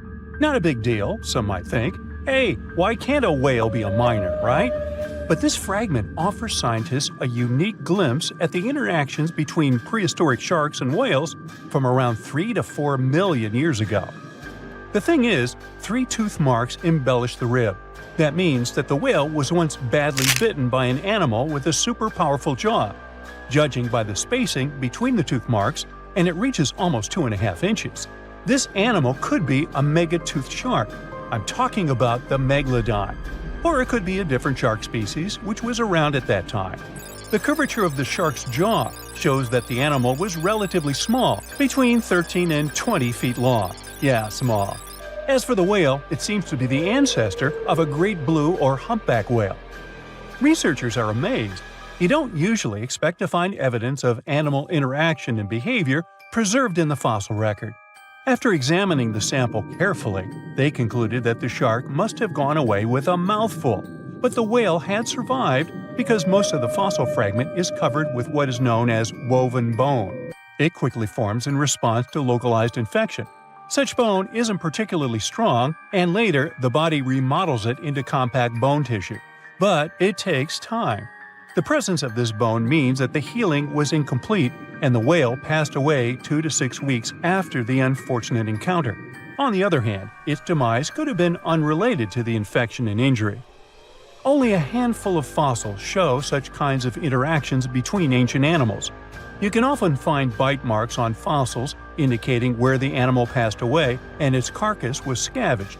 But this fossil is one of a few examples that not only show a wound inflicted by another animal, but also demonstrate that the prey survived. All fossils are exciting for paleontologists. Yes, they need to get out more. But some might look terrifying to regular people. For example, look at this picture of tentacle arms and octagonal-shaped heads. When it first appeared in mass media, internet users claimed that it was some ancient organism that had come from space. Others thought the story was fake, but in fact, both the picture and the fossil are real. The fossil is known as a mortality plate, a fossilized representation of a mass extinction event of one or several species. The fossil actually contains more than a dozen specimens of a type of marine organism called a crinoid. Despite their looks, crinoids were not plants but marine animals. This particular species lived deep underwater on the seafloor. Crinoids were related to starfish, sea urchins, and brittle stars. These creatures could attach themselves to the seafloor with stalks made up of flexible porous discs connected by soft tissue. The stalks were hollow, and that's where the animal's nervous system was located. Crinoids absorbed oxygen through thin-walled tube feet.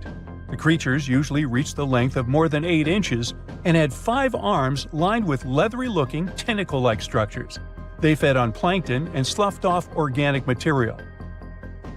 Now, even though these fossil finds seem to be super exciting, few creatures in the fossil record confuse scientists as much as the Tully monster.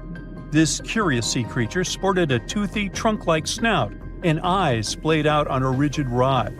But the most bizarre thing? It has been impossible to classify. Researchers have been considering a variety of organisms, for example, segmented worms, swimming slugs, and primitive eel-like creatures, since the monster was discovered in 1966. Recently, they have even tried to connect it to some species of jawless fish with a backbone-like structure. A team of scientists from Japan has used high-resolution laser scanners to examine the anatomy of Tully monster fossils in 3D.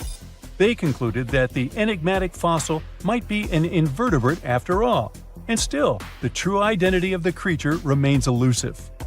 In the 1950s, amateur fossil hunter Francis Tully found a ghostly imprint of a torpedo-shaped organism with a huge tail fin in the Mizon Creek fossil beds in Illinois. Tully had never seen anything similar to the torpedo structure. He took his find to Chicago's Field Museum of Natural History. Paleontologists working there were baffled as well. Since then, scientists haven't been able to determine where the creature fits on the phylogenetic family tree, or where they should spend Thanksgiving. In 1741, an explorer and captain named Vitus Johansen Bering led an expedition to map the coast of Alaska. The ship he was on got shipwrecked on what later became known as Bering Island, and they got hungry. Half the crew survived thanks to the discovery of an extremely large sea cow. With the meat of these animals nourishing them, the sailors managed to build a small ship from the wreckage and return home. On their way back, a scientist who was among them spent his time documenting the animals and plants they had found. The sea cow was particularly interesting because without it, the crew wouldn't have survived. These animals were more than 26 feet long and weighed around 10 tons. All sea cows are member of the order Sirenia, marine mammals more closely related to elephants than cows. The scientists describe them as having black skin, a small head, and stubby forelimbs. Those sea cows floated on the water's surface, munching on kelp. After the information about these animals became widespread, sea otter fur trading expeditions made use of that convenient depot en route. Sea cows were docile and could be easily hunted. Long story short, within 27 years after the scientists mentioned those animals, they were driven to extinction. But it's not the saddest part. The fossil record reveals a much deeper and darker history. Fossils of sea cows have been discovered all over the world, from Japan to Mexico. It means that the animal once thrived in the vast kelp beds around the entire North Pacific Rim. That small population discovered by the expedition was probably the last remains of a once much larger and way healthier population. More likely, Aboriginal hunting had already reduced the numbers of these animals to near extinction levels, and the final blow came from Western hunters. The living close relatives of those ancient sea cows are rarely hunted today. Still, they're under threat of extinction themselves. To some, this amazing fossil might look a bit disturbing. Slaves' lentils are fossils that belong to animals called nummelites. They lived and thrived in a warm, shallow sea covering part of Egypt around 40 million years ago. The name nummelites hints at the fact that larger specimens resemble coins, and in Egyptian folklore, they're even referred to as angel's money. These creatures have a simple, single-celled structure, which contrasts with their super intricate skeleton. Look at this series of spiral overlapping whorls. Each whorl is divided into countless tiny chambers. Nummelites can grow to be 4 inches in diameter, and still, they are the fossils of single-celled animals related to amoeba. How and why did they grow to be so large? The reason could be their symbiotic relationships with other smaller organisms. In the case of modern species, such symbionts are tiny golden-brown single-celled algae called diatoms. The shells of nummelites are relatively transparent, and since they're flat, there's a large surface area for the light needed for the diatoms to photosynthesize. For some reasons, scientists are still debating about them. The presence of plant symbionts in animals dwelling in the sea encourages the growth of a calcareous skeleton in hosts. So, the gigantic size of the nummelites in Egypt could be due to their close relationship with symbiotic diatoms. Does that make sense? Fun fact: a species of nummelites evolve very fast, and their fossils change from one layer of sediments to the next. So, the limestone used for the pyramids of Giza are so packed with such fossils that it's known as nummulitic limestone. This limestone also contains 2 kinds of nummelites, the smaller slave's lentils and the larger angel's money. But those are not different species, but rather different stages in the life cycle of a single species. Ooh, from giant spiders to venomous snakes, we all get freaked out by Australian creatures. Yeah, me too. But newly discovered fossils show that things were way more dangerous 120 million years ago, when this land was completely ruled by massive razor-clawed megaraptors. Yeah, I'm glad I wasn't around then. These dinosaurs were about 26 feet long and walked on 2 legs, just like the famous T-Rex. They were fast, fierce hunters, with a superpower: their hug. Yep, their massive, muscular forearms had huge curved claws, perfect for grabbing and holding onto prey. Uh-oh. They would wrap their arms around their poor victims, just like a hug, and trap them with no chance of escape. And even though their teeth were quite small, they were still sharp enough to rip through flesh. The first time we heard about megaraptors was in the late 90s, when a paleontologist discovered their fossils in the region of Patagonia, Argentina. Since then, no one has ever found a complete skeleton, only fragments. But probably the most important one yet was uncovered in Australia at the beginning of this year. Researchers were exploring Victoria's stunning coastline when they stumbled upon megaraptor fossils. First, they spotted bones from its lower legs and a few vertebrae washed up on the beach. Even though they were working with just a couple of fragments, A deeper analysis confirmed that these belonged to a megaraptor. And not just any megaraptor, it was the oldest one ever discovered. This discovery gets even more exciting because it adds weight to the theory that these dinosaurs might have originated in Australia. But we already knew that they roamed the land down under since early 2023, when researchers found the top of a megaraptor skull in the country. So let's rewind a bit. We first found their remains in Argentina, right? Right. But then, years later, researchers found fossils of the same family of dinosaurs on the other side of the world, in Australia. If the ones in Oceania were older, how did these creatures end up in South America? Of course, they didn't fly there. They didn't cross continents by swimming either, although there is a theory that they could swim. Remember, we're talking about the dinosaur era, which happened millions of years ago. And back then, Australia and Argentina were actually pretty close. Basically, they were one. Both lands were part of the supercontinent known as Gondwana, and they were connected through Antarctica. Wait, but wasn't this path freezing? I mean, yeah, these dinos had to pass through Antarctica to get to their destination, but they weren't freezing their tails off. This all happened during the mid-Cretaceous period, when the weather was super warm. Back then, the poles were covered in plants, not ice. So let's just say they took full advantage of the good weather to make the crossing. Now, about 180 million years ago, Gondwana started to break apart. At some point, Australia drifted away from the supercontinent, cutting it off from other landmasses, including South America. That's why the same dinosaurs showed up in completely different parts of the world. Mystery solved. Now, let's get back to that recent discovery. The researchers didn't just find a few traces of megaraptors on the beach. In total, they uncovered 250 dinosaur bones at the site, but only 5 of them were really important. They belonged to 3 different species of dinosaurs that, as it turns out, all lived in Victoria at the same time. So yeah, we've already talked about those first 2 bones. They were from the megaraptor. Next, we have a shin bone from a Onenlagiine. That's my best shot at pronouncing it. It's a dino also known as the southern raptor. This is a type of dromaeosaur with a long snout. And the last 2 shin bones of different sizes came from a Carcharodontosaurus, whose name means shark-toothed lizard. This one is a particularly big deal for 2 reasons. Number 1, it's the first evidence that this species lived in Australia. And number 2, it was small, and that is pretty surprising since we've always thought of this species as being massive.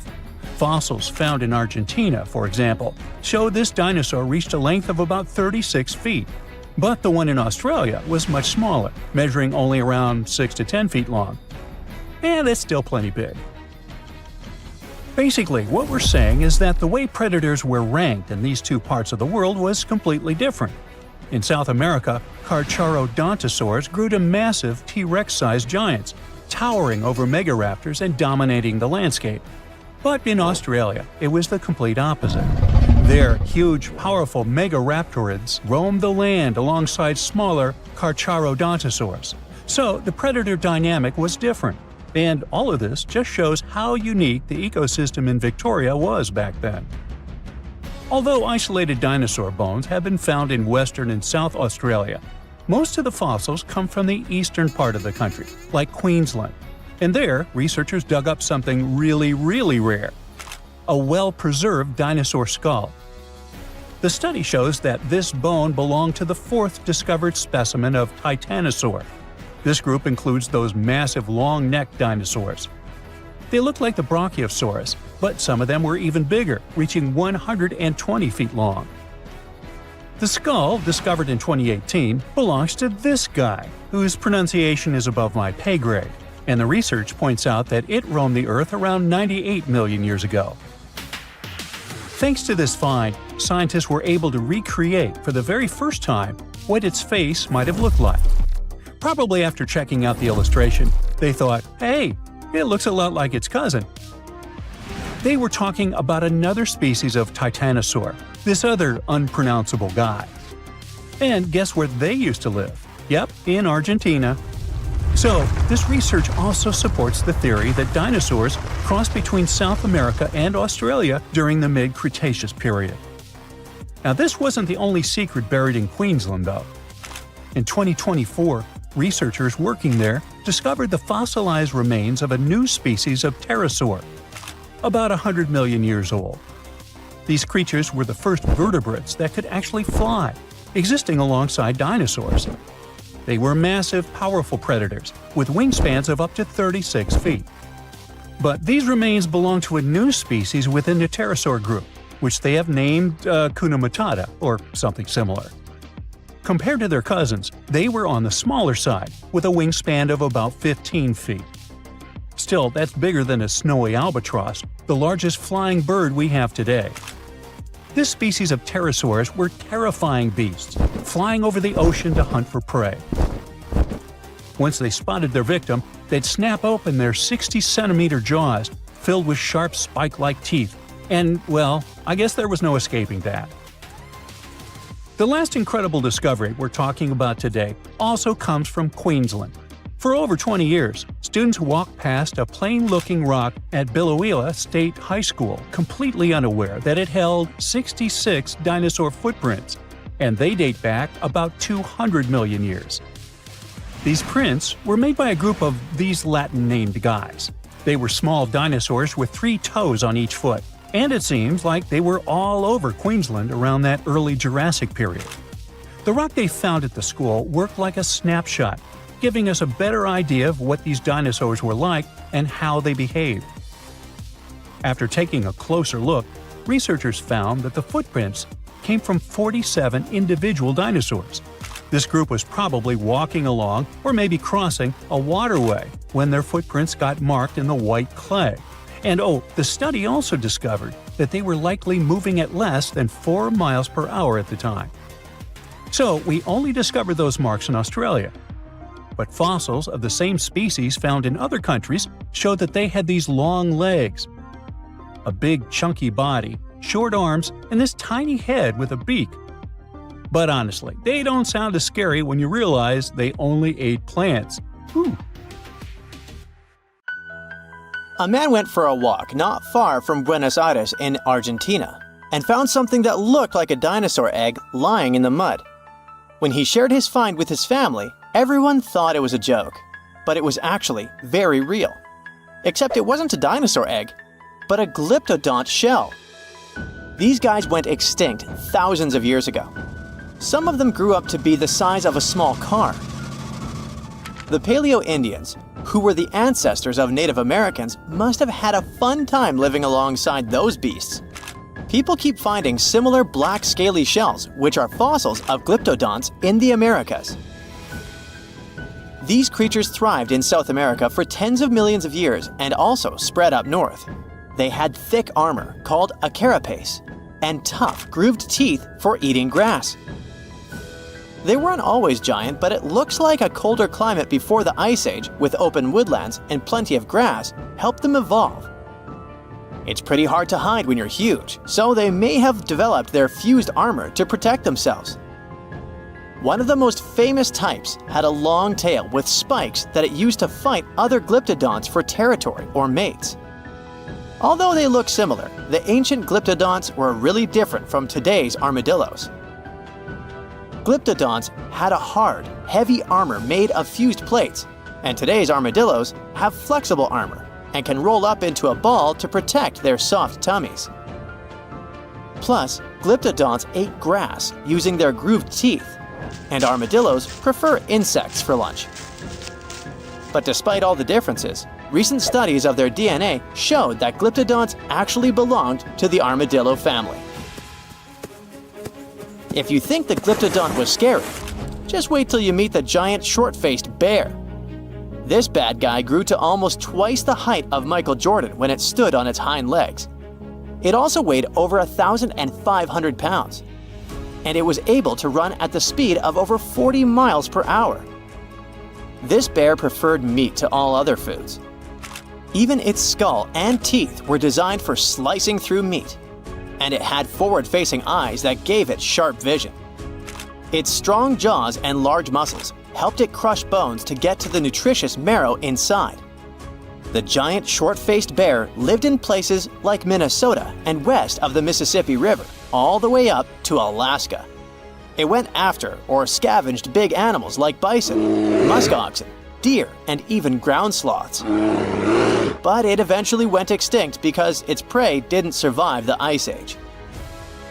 Today, the only living relative of the short-faced bears is the spectacled bear from South America. This guy is much smaller, about the size of a black bear, and it eats both plants and meat. Game of Thrones fans, the next one is for you. The orphaned wolf cubs adopted by the Stark family in the epic series were inspired by dire wolves. Their name translates from Latin as terrible wolf. These great uncles of modern dogs were almost 5 feet from head to tail and weighed around 150 to 200 pounds. The oldest record of the dire wolf is from 250,000 years ago. They adapted well to different conditions and lived pretty much all over North America, from as far north as Alaska to down into southern Mexico. They went extinct around 10,000 years ago, soon after the last ice age. They most likely just lost their source of food. The closest we have to dire wolves now is the gray wolf, but don't get too upset. Scientists think they could be able to bring the dire wolf back to life. They can combine intact straps of their DNA, recovered from the museum specimens and the genome of modern dogs. One animal you definitely wouldn't want to be on the de-extinction program is the saber-toothed cat. This bad guy lived in prehistoric North America and parts of South America. And nope, it's not related to modern tigers or other cats. It just went extinct. It had the title of the most fearsome Ice Age predator for a long time, until scientists found out at least one species of it was more like a kitty cat. Smilodon, by the way, Diego from Ice Age was one of those. Could only chomp down with 1/3 of the force of modern lions, but it could open its mouth at a 120 degrees angle, and it could wrestle even large prey to the ground with its powerful body, with disproportionately thick front legs and strong neck. The kitty was probably just too afraid to use its long and narrow teeth that could break easily. And one more detail. It had to have lips that could stretch well for the jaws to open wide, so it most likely drooled like a St. Bernard. Well, at least their teeth grew twice as fast as those of modern lions, and fully formed by the age of 3. The giant beavers, called castoroids, must have grown at the same rate, or so to get as big as a couch. They were about 8 feet long and weighed 200 pounds, which is as heavy as a large refrigerator. They had huge 6-inch long front teeth for gnawing, a narrow tail, and long, shaggy fur. This giant creature lived alongside mammoths and saber-toothed tigers in the woodlands of North America. Like today's beavers, the giant beaver probably spent a lot of time in the water since it was too heavy to move quickly on land. Unfortunately, we don't know for sure if giant beavers built equally giant dams. Even if they did, none of those structures survived over time. Some people think a giant beaver built a 4-foot-tall dam in Ohio, but it's just a guess. Eventually, the giant beaver disappeared, just like other big animals from the last ice age. Early human settlers in North America may have sped up its extinction, as they probably liked its thick fur and meat. By the Ice Age, mastodons, some remote offsprings of the early elephants from Africa, crossed a land bridge that once connected Siberia and Alaska and made it to North America. Mastodons, like woolly mammoths, had thick, shaggy fur that helped them keep warm in the cold climate of the Ice Age. But unlike the mammoths, who mostly grazed, mastodons were mostly browsers. They like to eat leaves from shrubs and the lower branches of trees. Scientists often find woolly mammoth fossils together, which means they probably lived in groups, like family herds. Mastodon fossils are usually lying alone. This means they may have preferred living on their own and only came together to mate or for a short time with their young. Sadly, both mastodons and woolly mammoths went extinct around 11,000 years ago, not long after the Ice Age. Scientists think this may have happened because of changes in weather patterns, fewer food sources, and possibly early humans. They figured out that one mastodon could feed a tribe for a week and dress them for years. You can mostly find camels in deserts in places like North Africa and the Middle East now. But scientists believe they actually came from North America, especially the lands west of the Mississippi River. Fossils show that camels appeared on Earth about 44 million years ago. In 2015, a team of scientists from the University of Louisiana discovered the bones of a giant ancient camel in Oregon. This camel was between 12 and 14 feet tall, like a modern giraffe. It lived around 7 million years ago and had a long neck to help it reach high plants. About 6 million years ago, some early camels crossed into Asia over the Bering Strait land bridge. Once they arrived in Asia, these camels split into two types we know today: the Bactrian camel with 2 humps and the dromedary camel with 1 hump. You won't find wild camels in North America anymore, but some of their relatives, such as llamas, alpacas, and guanacos, still live in South America. Beneath the thick, shadowy canopy of a prehistoric rainforest, a silent hunter slides into the murky river waters. This is Titanoboa. Its size is horrifying, stretching over 40 feet long, which is about the length of a school bus, and weighing as much as a small car. It reigns as the largest snake ever known. This is around 60 million years ago. It's only been 6 million years since the dinosaurs were wiped out by an uninvited asteroid. Nature is slowly returning to life, the Paleocene epoch. Titanoboa's home is lush and sweltering. The air is very humid, like in a steam room, and the rivers are teeming with fish, perfect for a predator like this. Now that the dinosaurs are gone, Titanoboa becomes the queen of hunting. It's perfectly built for both power and stealth. A strong, sturdy spine can hold the snake's massive size while staying smooth and silent. Titanoboa glides through the water like a shadow, barely visible. It doesn't chase. It doesn't need to.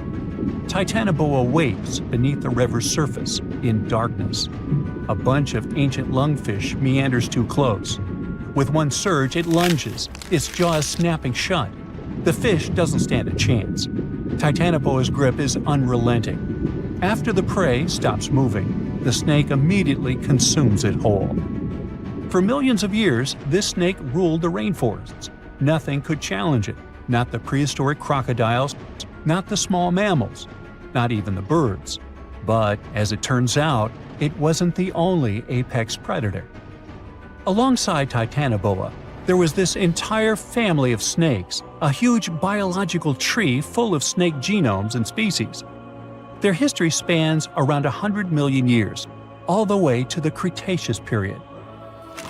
We find their fossils all over South America, Africa, India, and Australia.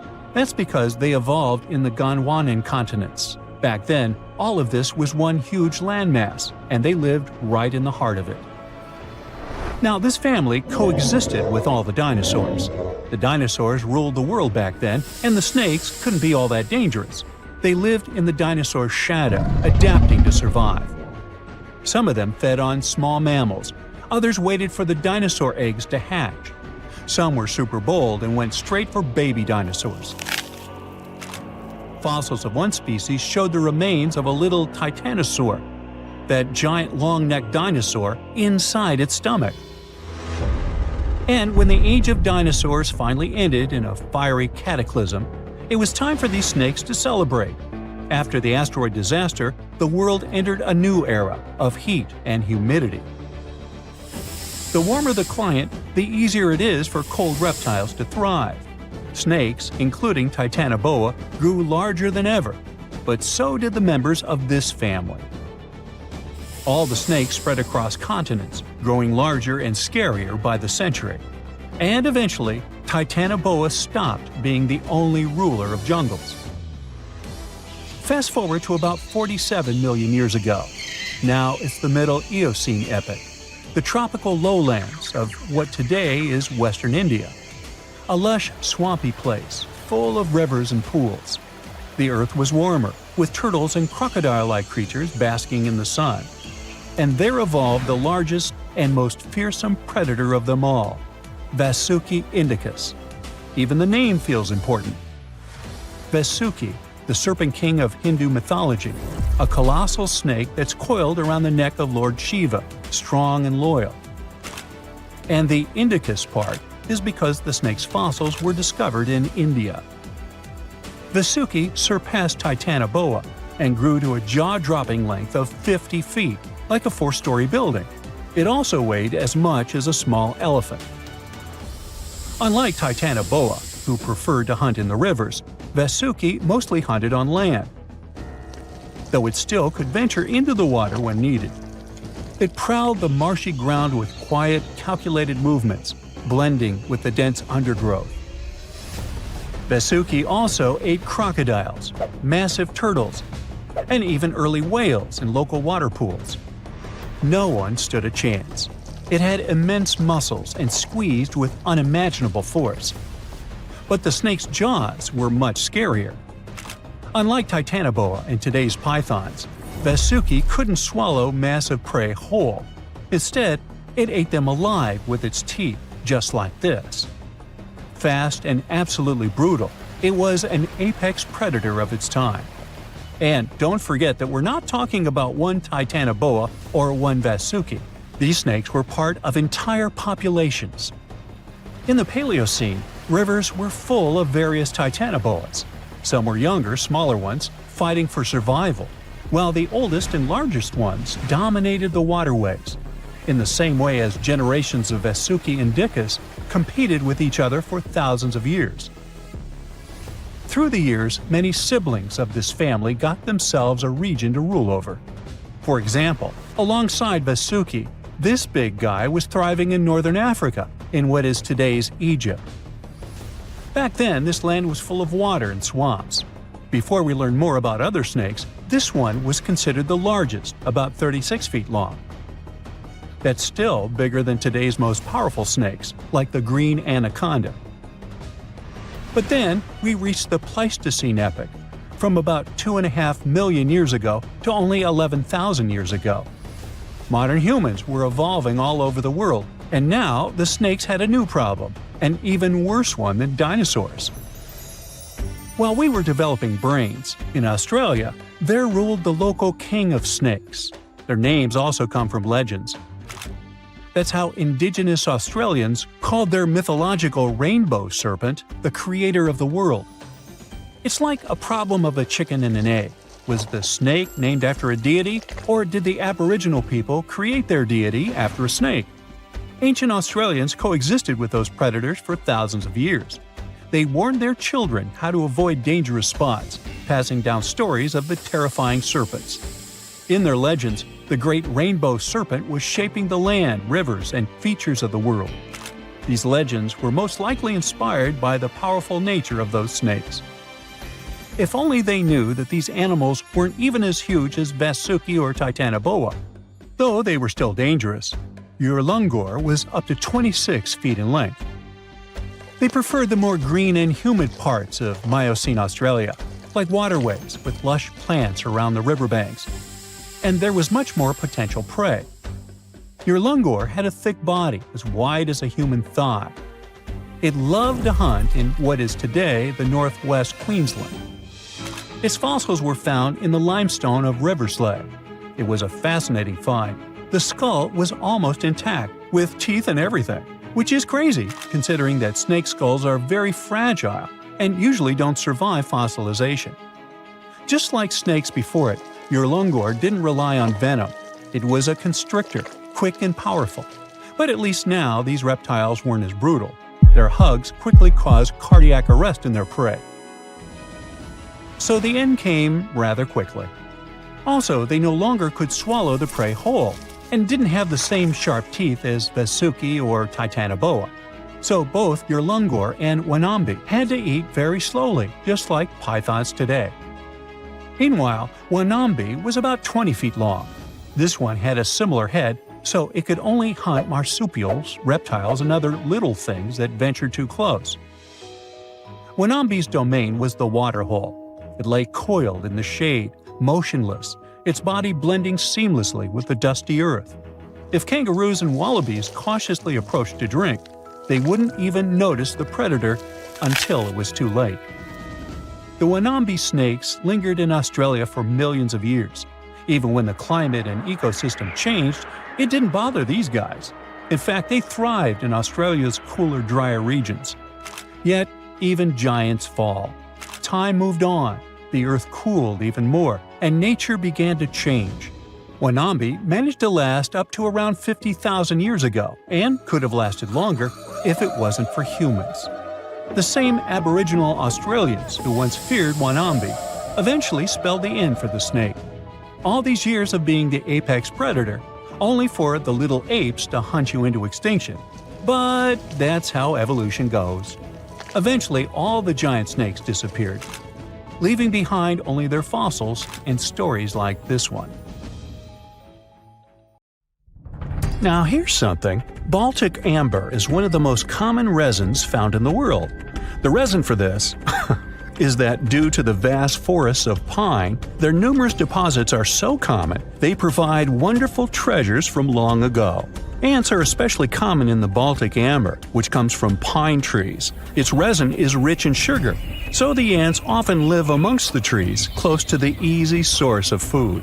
One block found in East Germany has preserved one ant that is estimated to be about 48 million years old.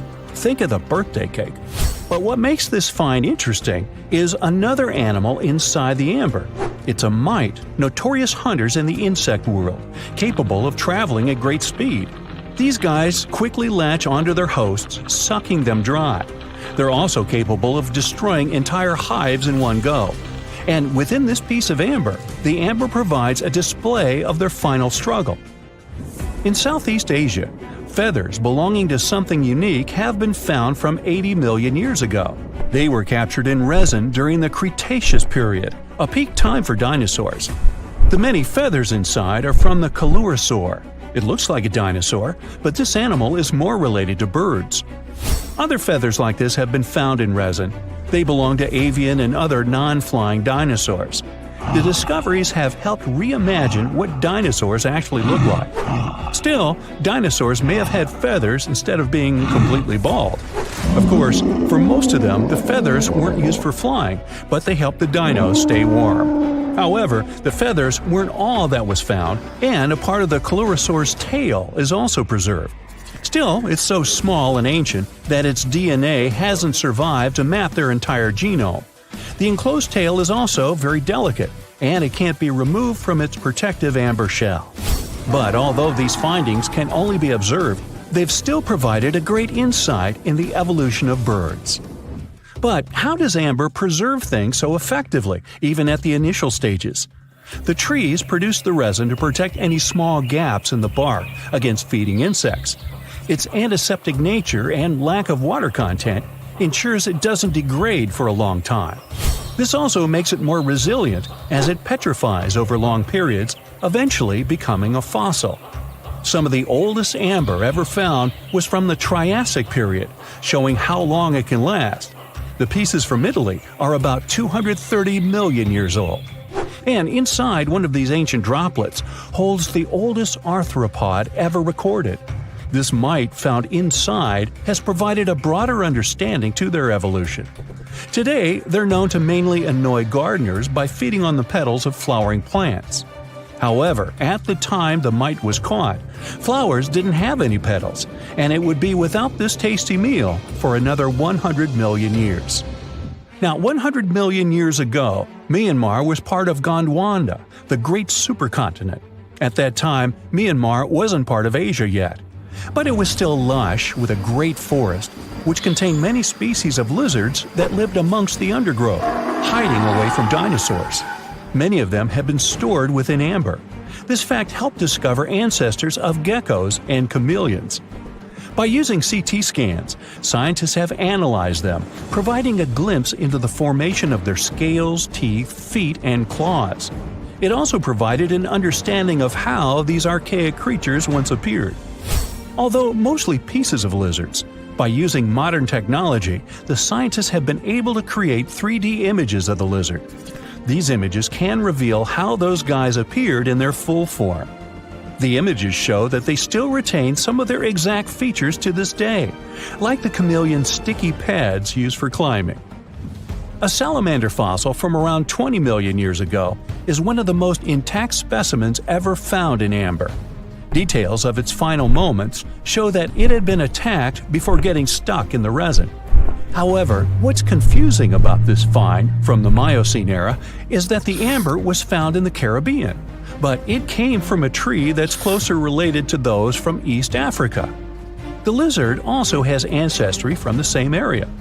Finds like this have opened a whole new understanding about how these small lizards migrated. It's expected that they would have ridden fallen logs, which took them across the seas to new homelands, not only to the Caribbean, but to all continents except for Antarctica. Nobody goes there, it's too cold. In the Dominican Republic, you can find some of the rarest of all ambers. This Dominican amber came from neotropical forests from around 20 million years ago. Many of the trees that made the resin are now extinct. The amber is almost completely see-through and can come in an array of beautiful colors. The most common colors are red, yellow, and even blue, and are easily mistaken for gemstones. One was found with a flea caught in it, dating to when the forest was at its peak and the mammalian variety thrived. Fleas were likely common at the time, and this flea in particular had recently fed on a mammal before getting stuck. However, something more intriguing was found within the flea. While scientists checked what mammal DNA was within the flea, they found that it was carrying an ancient bacterial blight. These blights have been constant throughout Earth's history, dramatically decreasing populations of animals and plants. This now extinct blight in the amber helped scientists determine how much the bacteria have evolved and how it spread. Now, most remnants of insects inside amber aren't much more than the exoskeleton bodies. But with some found in Myanmar, they were so well preserved that even the color of the insects is still intact. Colors in nature appear in 3 different ways. The first is bioluminescence, that's produced by a chemical reaction within a living organism. The second is about pigments, where the color appears in an animal or a plant tissue. The third is called structural coloration, and the production of colors here is explained by microscopic surfaces fine enough to react with the light. The rare insects in amber were found in the form of structural coloration, but only at specific wavelengths. It all explains the very intense colors rarely found. 99 million years later, these bugs can still show their vibrant colors – blue, purple, and green. Some of them appear so different in color and shape that they almost look like they're from another world. Which of course they are, a very old one. Ants have been around for about 168 million years, based on fossil evidence provided. They're well known for their social hierarchies and their hive mind system. They've dominated almost every corner of the insect world, but when these social capabilities came about have been difficult to determine. Yet, recently, amber dated from 100 million years ago has shed some light into their evolution. Several amber pieces have preserved various ant types, including the worker ants, guardian or soldier ants, and even a queen ant. Before these pieces were found, it was estimated their social nature occurred millions of years later. A piece of amber dated 100 million years ago helped shed light on the evolution of birds. A perfectly preserved bird that hatched preserved in amber was already equipped with its flight feathers. With the earlier physical abilities, they would be capable of moving around the nest by themselves at a very young age, and it's expected they could search for their own food almost immediately. But as birds continue to evolve and spend more time in the skies, their brain developed larger for their cognitive abilities. After hatching, their early development was then more focused on the brain, and the chicks slowly became more reliant on their parents over time. In Spain, a massive treasure trove of amber and other fossils has been found.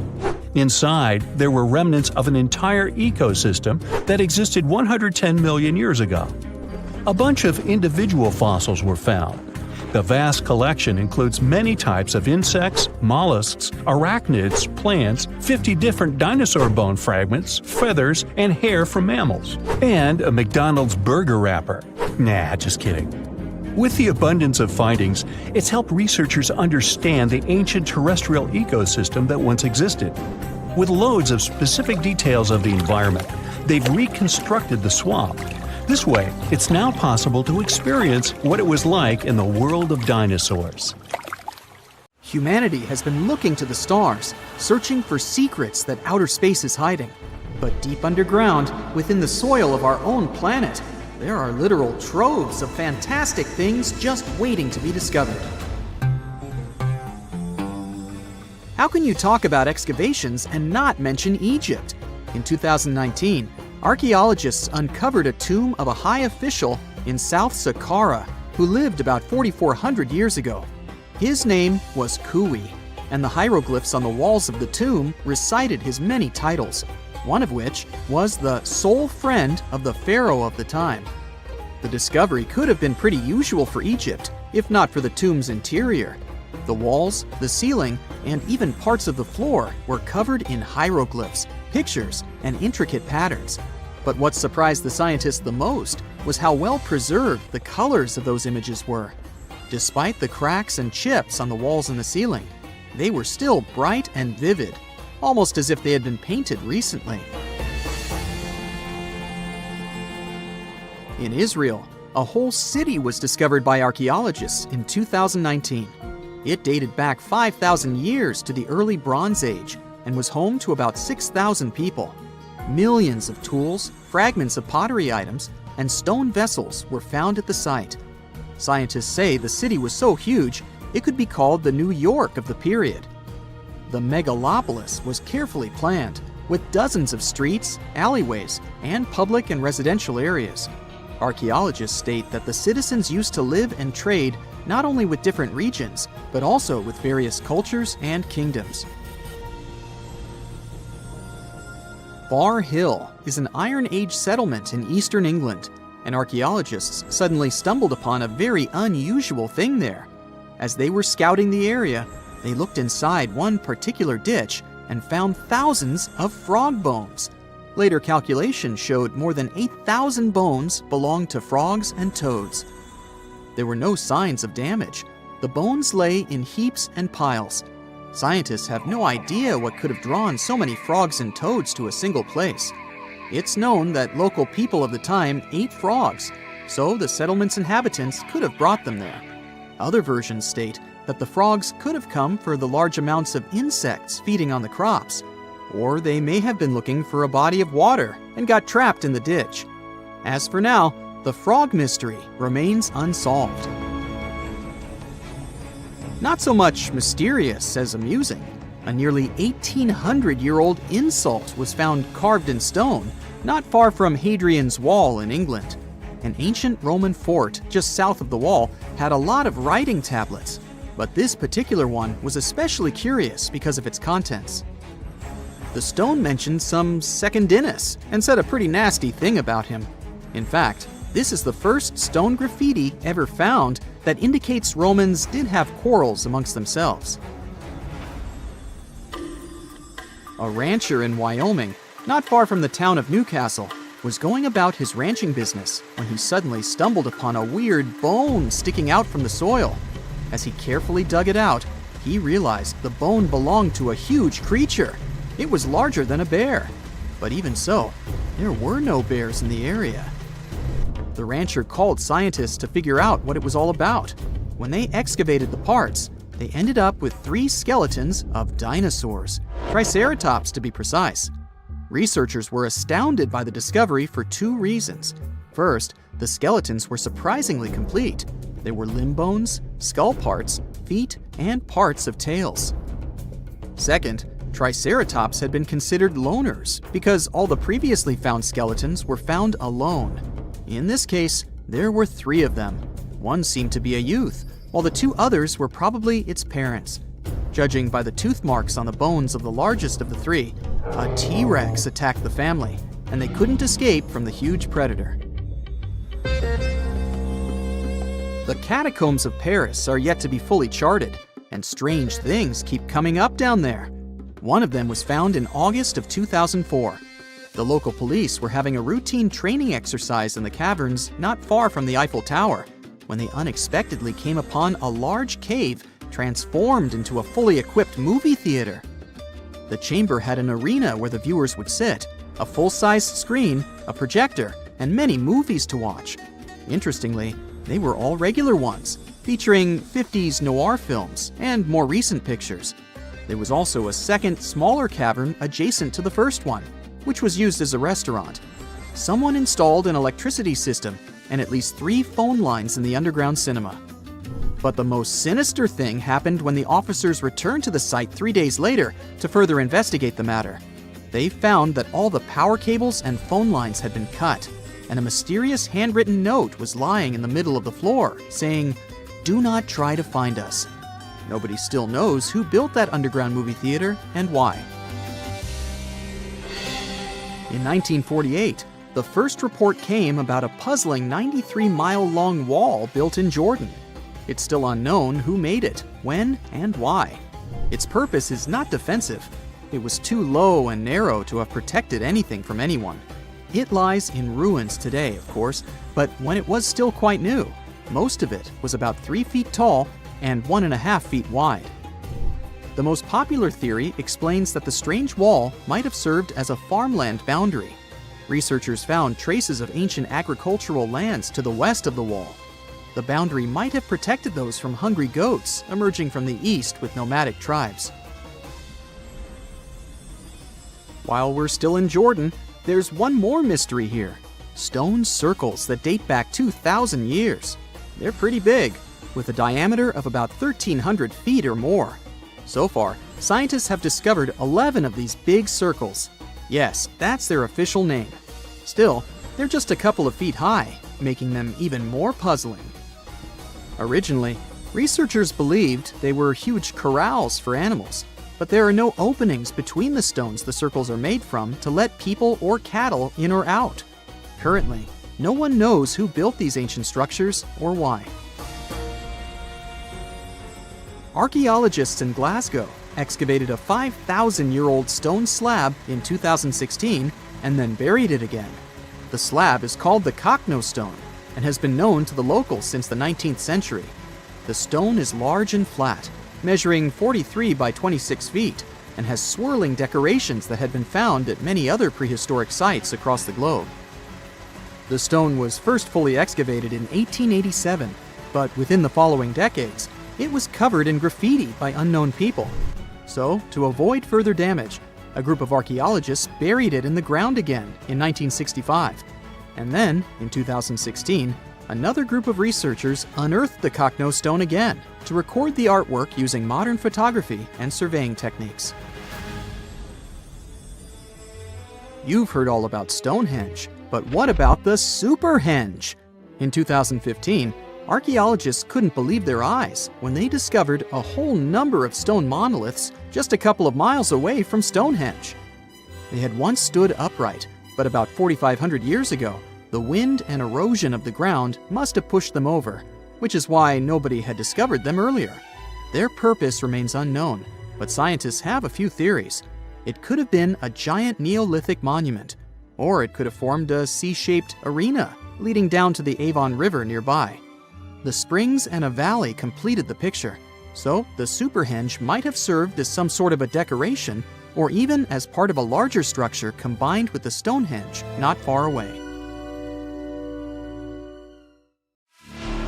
Antarctica wasn't always a frozen wasteland. A long time ago, it was full of life, and 56 million years ago, something terrifying stalked its jungles. A giant flesh-eating bird.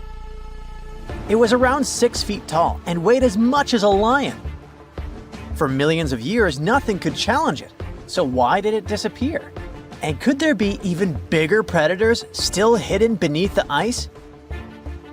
Paleontologists found 2 massive claw bones in Antarctica, sharp, curved, and powerful, belonging to this bird. They were dug up from the Epresian-aged rocks of Seymour Island, which means they're around 40 to 50 million years old. Their shape left no doubt. These were the so-called terror birds. Their scientific name is Forus rossidi, some of the most fearsome predators to ever walk the earth. They were flightless and didn't even need wings. Instead, they could sprint at breakneck speeds, like ostriches from a nightmare. For millions of years, these birds ruled South America. But now, for the first time, their presence has been confirmed in Antarctica. No surprise here. Back then, South America and Antarctica were still connected, allowing animals to easily commute between continents. So these birds probably migrated south to adapt to life on Antarctica's prehistoric landmass. It didn't just survive here, it thrived.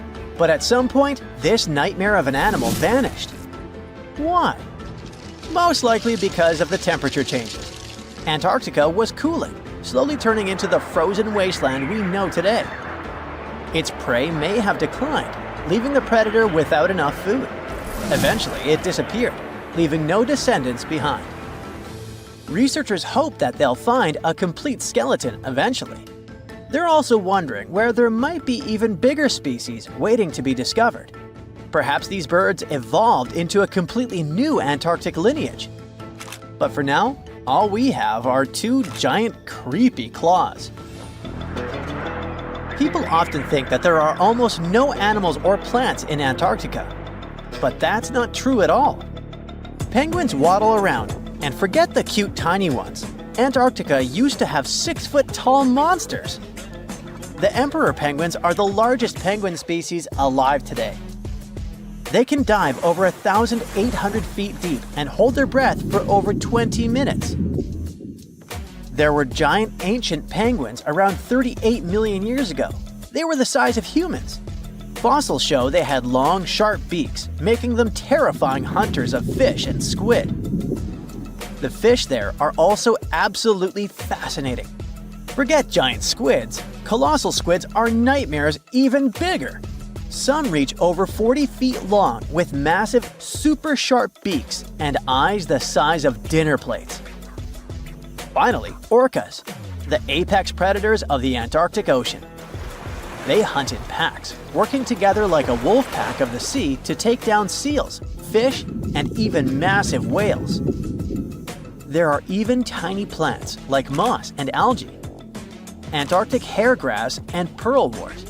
They somehow survive against all odds. There are many other myths going on about Antarctica. For example, some people think that when icebergs break off from glaciers, they immediately start drifting straight into the open ocean until they melt.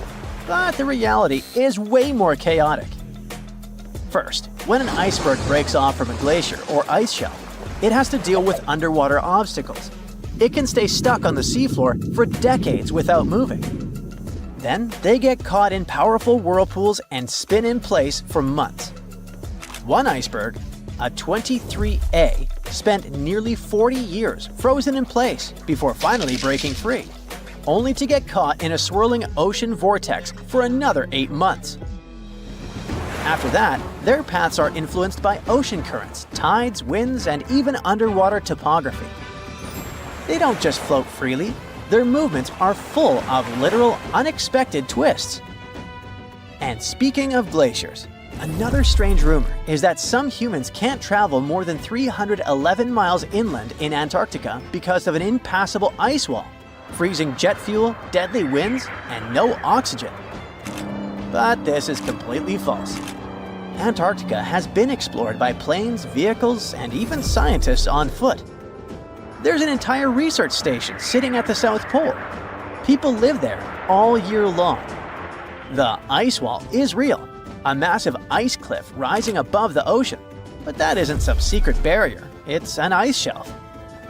These are thick slabs of ice that form when glaciers slowly flow off the land and spread over the ocean. Almost 3/4 of Antarctica's coastline is made up of them, but they don't form some giant ring around the world. Antarctica is one of the most extreme places on Earth, but we've conquered its challenges, and we keep learning more about it every year. That's why every year, Millions of dollars are poured into keeping research stations running, protecting wildlife, and making sure the people who live there have everything they need. But where does all this money go? Well, Antarctica stations are basically small cities. There's electricity, heating, water purification, food storage, and medical facilities. The biggest station, McMurdo, is basically a town with over 1,000 people in summer. It has everything from a fire station to a gym. The South Pole Station is super deep inland, so it's one of the hardest places to supply. Getting food and fuel there requires airplanes flying thousands of miles in extreme cold. But the internet loves a good mystery. When Google Maps revealed what looked like a massive doorway in Antarctica, conspiracy theorists went wild. People joked about everything from Bigfoot's vacation home to a secret base, or even a Star Trek spaceship hangar hidden in the ice. But there's a way simpler and less exciting explanation. It's actually a grounded iceberg, a chunk of ice that got stuck in shallow water and is now slowly melting. As ice moves across the landscape, it flows around bumps and obstacles, creating odd shapes. The process of melting, breaking apart, and refreezing can carve ice into unexpected forms. Antarctica also has incredibly strong downward-blowing winds that sculpt ice into dramatic formations over time. No secret doorway, unfortunately. And speaking of doors, for years, Ushuaia, Argentina, has been called the gateway to Antarctica, the last stop before the icy continent, the place where expeditions begin. But there's another option. Punta Arenas, Chile. Let's compare them. Ushuaia is closer to Antarctica. It's the top departure point for tourists going on cruises. But no regular flights to Antarctica. No major scientific bases operating from here. It's basically controlled by the military, which refuses to allow private flights, only commercially operated ships. Yes, Punta Arenas is further from Antarctica, but 22 countries and global organizations use it as their main base. There are regular flights to Antarctica happening there every year. Private airlines can actually operate here, making it the real air connection to Antarctica. Ushuaia may have the best location physically, but Punta Arenas actually runs the show. Argentina made a huge error in picking its Antarctic airbase. Instead of setting up a simple, accessible base at sea level, they built Marambio Base, very high on rough terrain, completely impossible to reach by land. Everything has to be flown in by helicopter, making operations slow, expensive, and frustrating. For 50 years, Argentina stubbornly stuck to this bad decision, while Chile set up efficient, well-planned bases that the world now uses. If things don't change, Ushuaia will be nothing more than a tourist stop. But what's terrifying is that Antarctica seems to be returning to its past. It's supposed to be the coldest place on Earth, but something shocking happened just recently. For the first time in recorded history, temperatures in Antarctica broke 68 degrees Fahrenheit. This continent is buried under miles of ice. Usually, temperatures there can drop to minus 112 degrees. But in the winter of 2020, scientists recorded an insane 69 degrees on Seymour Island, hotter than many places in Europe at that time. Scientists believe there are several reasons for that. First, there are changes in the way heat moves around the planet's waters. Second, melting permafrost due to the planet warming. It looks like the climate is changing faster than expected.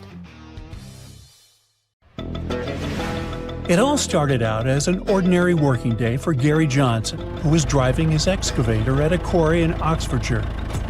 He was clearing the clay when, all of a sudden, he hit a bump. It turned out to be a huge footprint, and no animal from today could have possibly left it. Then, Gary noticed another huge footprint, just 10 feet ahead, and then another one.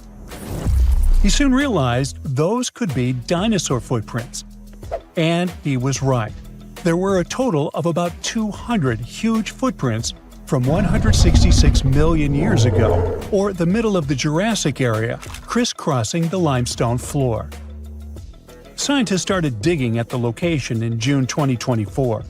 The longest trackways they found are around 500 feet long. It wasn't the first major discovery in the area. Back in 1997, they found 40 dinosaur tracks nearby while digging in a limestone quarry. This time, the team took 20,000 photos of the new prints and made 3D models using flying drones. In total, there were 5 pathways at that site. 4 of them were made by sauropods, which were huge plant-eating dinosaurs that walked on all 4 legs.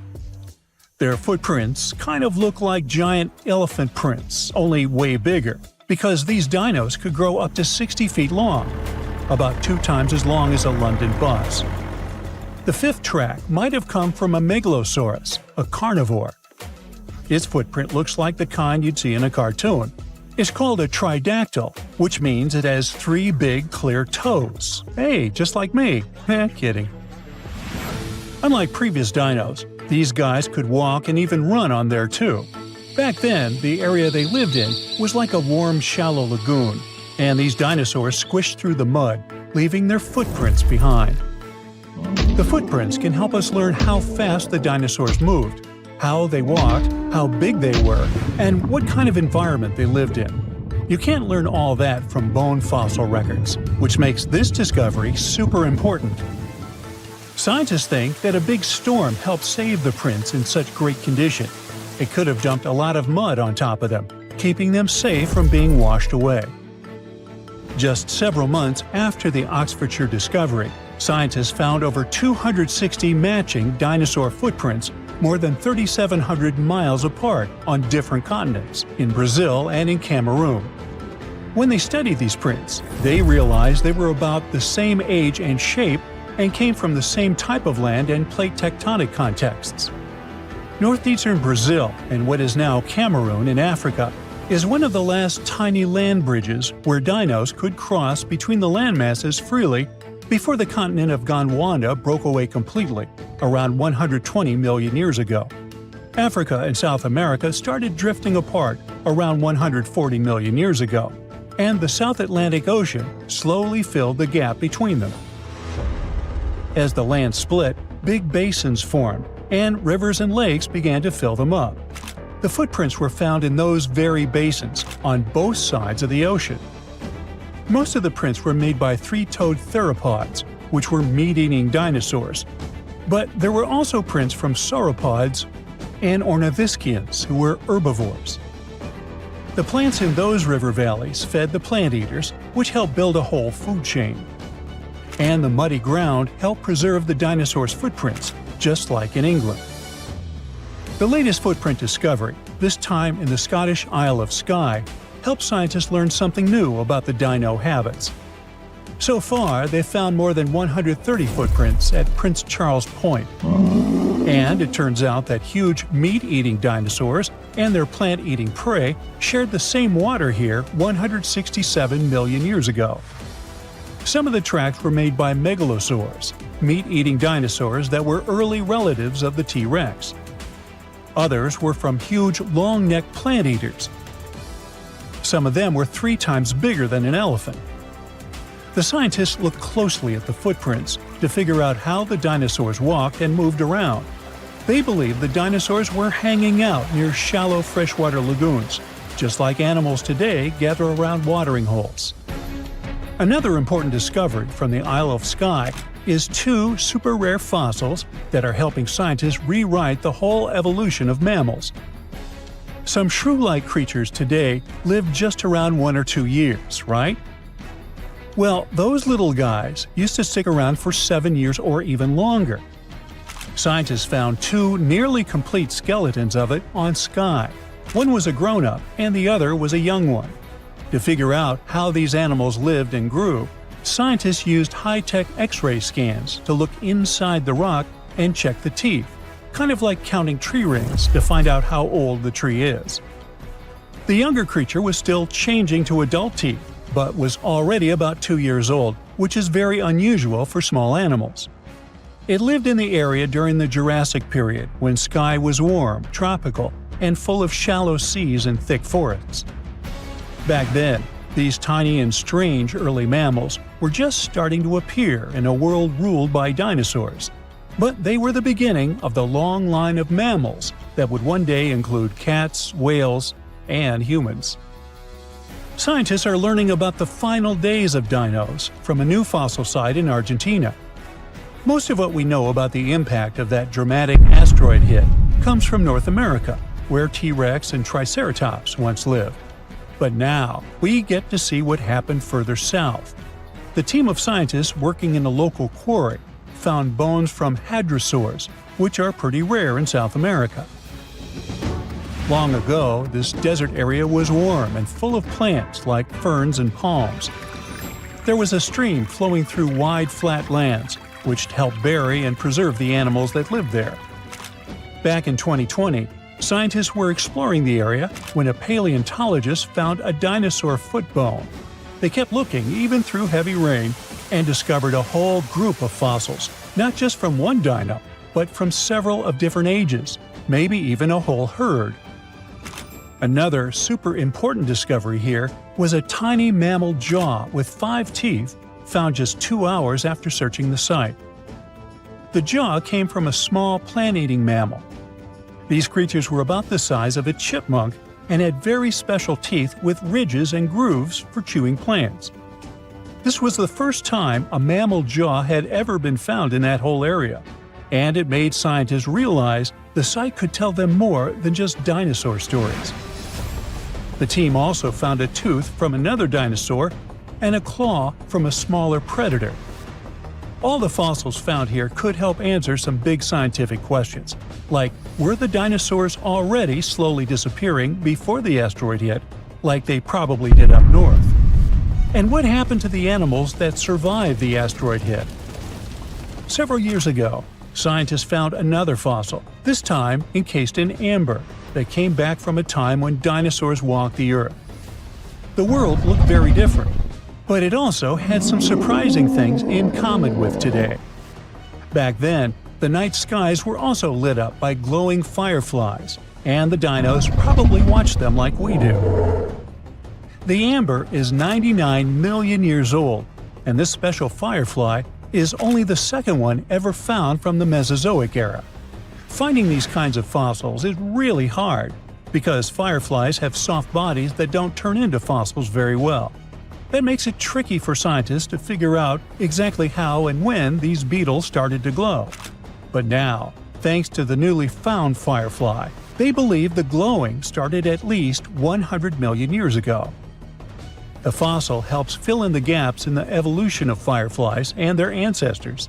It shows that important parts, like their glowing bellies, have stayed the same since the middle of the Cretaceous period. Now, you can't find living dinosaurs nowadays, which is a good thing, mostly, but you can still meet some creatures that might have gone to lunch with them. The frilled shark, for example, is a living fossil that comes from a family of sharks that have been around for about 80 million years. One of the coolest things about it is its long, eel-like body that can grow as long as 6 feet. It has 6 pairs of gills on its throat, which help the frilled shark breathe in the deep, cold ocean where there isn't much oxygen. The shark can move very quickly, like a snake, to catch its prey when it least expects it. Little frilled sharks take an exceptionally long time to grow, up to 3.5 years, which is one of the longest times for any animal with a backbone. The Chinese giant salamander is another living fossil that can tell you what was going on Earth around 170 million years ago. Now, when I say tell, I really mean it, as it can make sounds like hisses, whistles, and barks, and even a noise that sounds like a crying kid. The biggest Chinese salamander found so far weighed 130 pounds, as heavy as 2 Dalmatians, and was almost 6 feet long. Giant salamanders like to be alone. Hey, I want to be alone. And will chase away other salamanders from their space, except when it's time to start a family. During the day, they hide and sleep under rocks. They can make a special substance from their skin that keeps predators away. Now, gharials are reptiles that have been around for about 38 million years. They live in India and Nepal in slow-moving, muddy rivers. Sadly, there are very few gharials left in the wild, less than 100. These creatures can't control their body temperature, so they need to sunbathe to get warm or cool down in the water if they get too hot. Their eyes are close together and face forward, which helps them see in 3 dimensions and judge distances more accurately. Gharials also have a transparent third eyelid that protects their eyes when they're underwater. They have over 100 sharp teeth, but they can't chew their food. Instead, they use their strong jaws to grab prey and then, swallow it whole. The alligator gar is a fish that has a family history of more than 100 million years. It still has some cool features from ancient times, like being able to breathe both air and water. It also has a special spiral-shaped intestine, like a shark. The alligator gar is one of the biggest and heaviest fish in North America. Just like an alligator, it has a long body and snout, plus a row of sharp teeth. But instead of legs, the gar has fins to help it swim underwater. The tuatara isn't a lizard as you might think, and isn't a dinosaur either. This New Zealand resident is one of the most unique animals in the world. Scientists love studying tuataras because they can help us understand how today's lizards and snakes evolved. One of the coolest things about the tuatara is its third eye, called a parietal eye, on its head. It has its own lens, retina, and a nerve that connects it to the brain. Scientists think it might help the tuatara know when it's light or dark outside and absorb sunlight to make vitamin D or help them keep their body temperature exactly right. Tuataras can live an extraordinarily long time, up to 100 years. Cassowaries are the youngsters on our list, as they've been around for only 60 million years. They have some things in common with dinosaurs, like their 3-toed feet and how they breathe. Cassowaries love to eat fruit, lots and lots of fruit. This love of fruit helps the rainforest because when cassowaries eat the fruit, their bodies don't harm the seeds inside. As they move around the forest, they spread these seeds, you can guess how, with their own natural fertilizer, helping new plants grow. Cassowaries are big birds, about 6 feet tall and weigh over 100 pounds.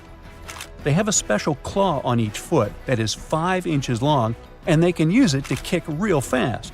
If they feel threatened, they can charge, kick, and even jump on someone. They can also leap up to 5 feet in the air. So, the best thing to do is stay far, far away from where they live. The order Notostraca is a group of crustaceans that you may know as tadpole shrimp or shield shrimps. These animals have been around for about 360 million years. They have a wide, flat shell that covers their head, and they have a pair of eyes on top. These creatures can be found all over the world in different kinds of water, like freshwater, brackish water, and even salty pools. They can also look different depending on where they live. Notostracans aren't picky eaters and can snack on pretty much anything, from plants to small animals and other shrimps. Some of them are considered pests in places like California rice paddies because they stir up the mud, which blocks sunlight from reaching the young rice plants. Sturgeons are some of the largest fish species on the planet. They live only in the cool waters of the northern hemisphere and never travel below the equator.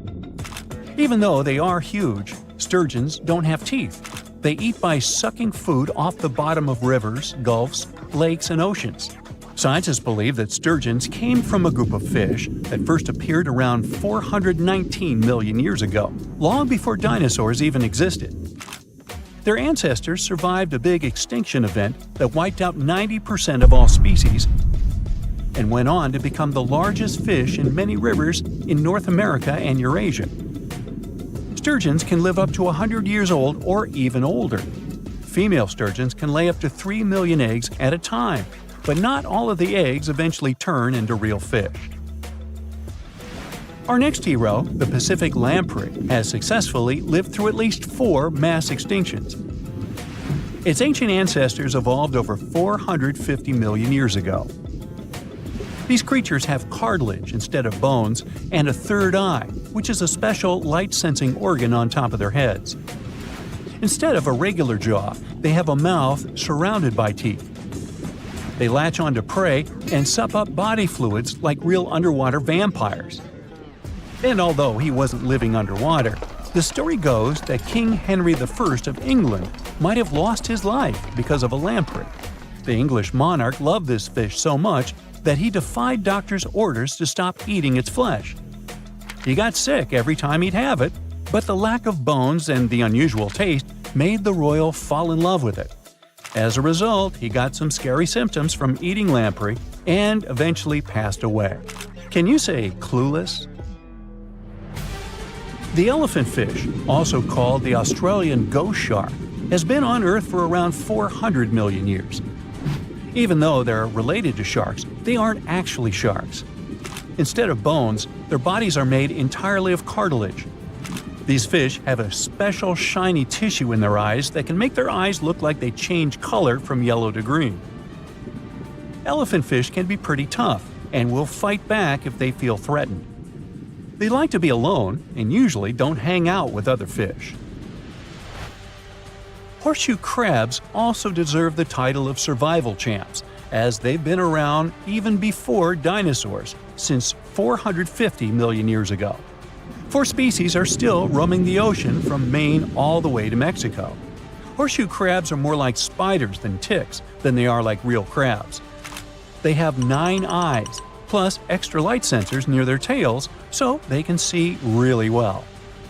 They breathe underwater using flap-like gills near their belly, and sometimes they use these gills to swim upside down.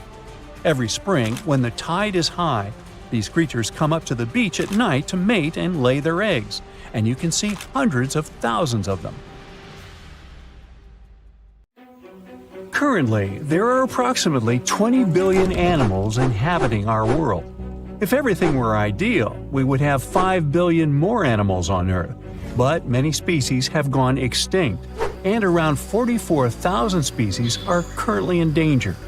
The largest, most recent mass extinction event in history occurred during the dinosaur era, leading to the eradication of 75% of species on Earth. The Tulachi wallaby is a long-lost relative of today's kangaroo, but they had a hidden superpower, night vision. That's why they were mostly active at night. They were 3 feet tall and fed on grass, fruit leaves, and other plants. Wallabies lived in grassy areas near swamps and other water bodies, but not for long. By the 19th century, their numbers had gone down, bringing them to the edge of extinction. Only 14 wallabies had been left in the wild by 1920. A rescue mission was launched. They tried to capture the last 14 animals to protect them. But the situation got out of control and 10 wallabies lost their lives. The 4 remaining ones were transferred to a special facility, and in 1935, the last animal passed away. Only one picture of the Tulachi wallaby is left now. There were reports of the animal's sightings after that, but no proof was shown, and the creature was officially declared extinct in the 70s. Short-faced bears were a unique species that lived in North America, particularly Alaska. It was a massive bear, weighing around 1,500 pounds. When standing on its hind legs, it was around 12 feet tall, a whole foot taller than today's biggest beast in this family, the polar bear. This animal was different from today's bears because almost all of them are omnivores, except for polar bears.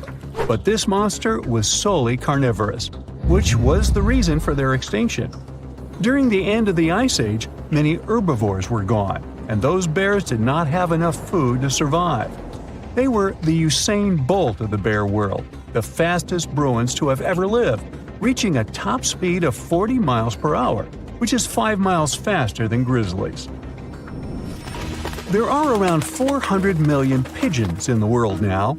Some time ago, in America, a species of birds called passenger pigeons were abundant throughout the country, especially in the eastern forests. There were more than 1 billion of them, but they went from 1 billion to 0 in a few years. They had small heads and necks, but long tails and wings and strong breast muscles that allowed them to fly super long distances. The last passenger pigeon passed away in captivity in 1914. It was named Martha. With that, the ecosystem in the U.S. has never seen this bird again. Now, elks are enormous animals, but they look tiny when you compare them to long-gone Irish elks. That elk was around 7 feet tall at the shoulder with a humongous antler of 12 feet. Today, elk are only 4.5 feet tall at the shoulder and have around 4-foot-long antlers. Despite its name, this elk was found all over the world, from Asia to Europe. It got its name because, in Ireland near Dublin, researchers found a perfectly preserved specimen. Since then, it's been called the Irish elk. The last one passed away in Ireland. The main reason for their disappearance was their inability to adapt to changes.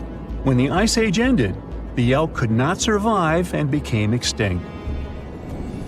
Now, somewhere deep in the forests of Costa Rica lives the interesting-looking golden toad. It was discovered in 1966 in one particular spot where all toads would gather to mate. In 1967, a large population of this golden nugget was noted in that same spot.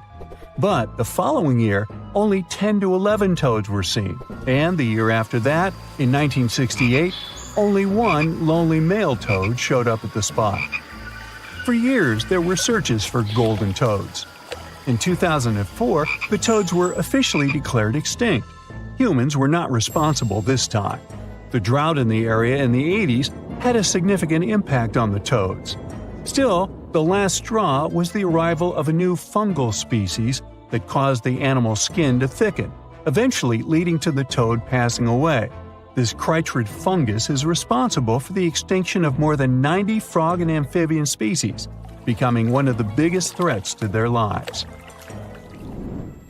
Now, Canada is a very cold country, no surprise there, and nobody would expect tropical birds like parrots to live there. However, there was a parrot species that lived in America and some parts of Canada. I'm talking about the Carolina parakeet. Those were truly beautiful birds with orange-yellowish heads and green bodies. Their favorite rest spots were big trees alongside rivers. This parrot's favorite food was cocklebur seeds, which are poisonous to us, but the bird had no problem eating them. Also, they used the dangerous cockleburs as a defense mechanism.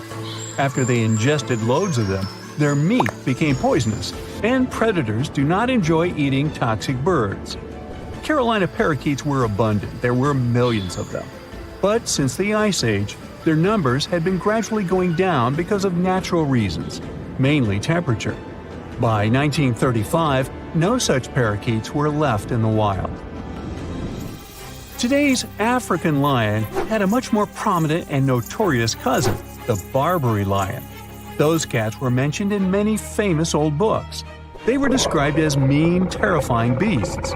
It's believed that they were the largest lion species ever. Those big cats weighed around 600 pounds and were 9 feet from the head to tail. Unfortunately, this lion was declared extinct in the 90s due to many factors. Today, we only have one photo of this animal taken from a plane. Paradise parrots were native to Australia. They were genuinely amazing birds with captivating colors.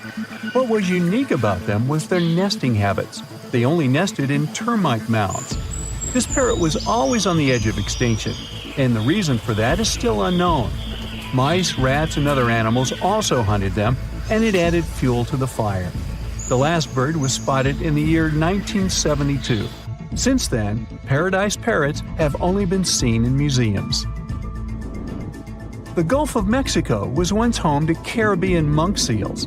This species of seals enjoyed spending time in the warm subtropical climate of the Caribbean. Most of the time, they were found near reefs and islands, foraging for food.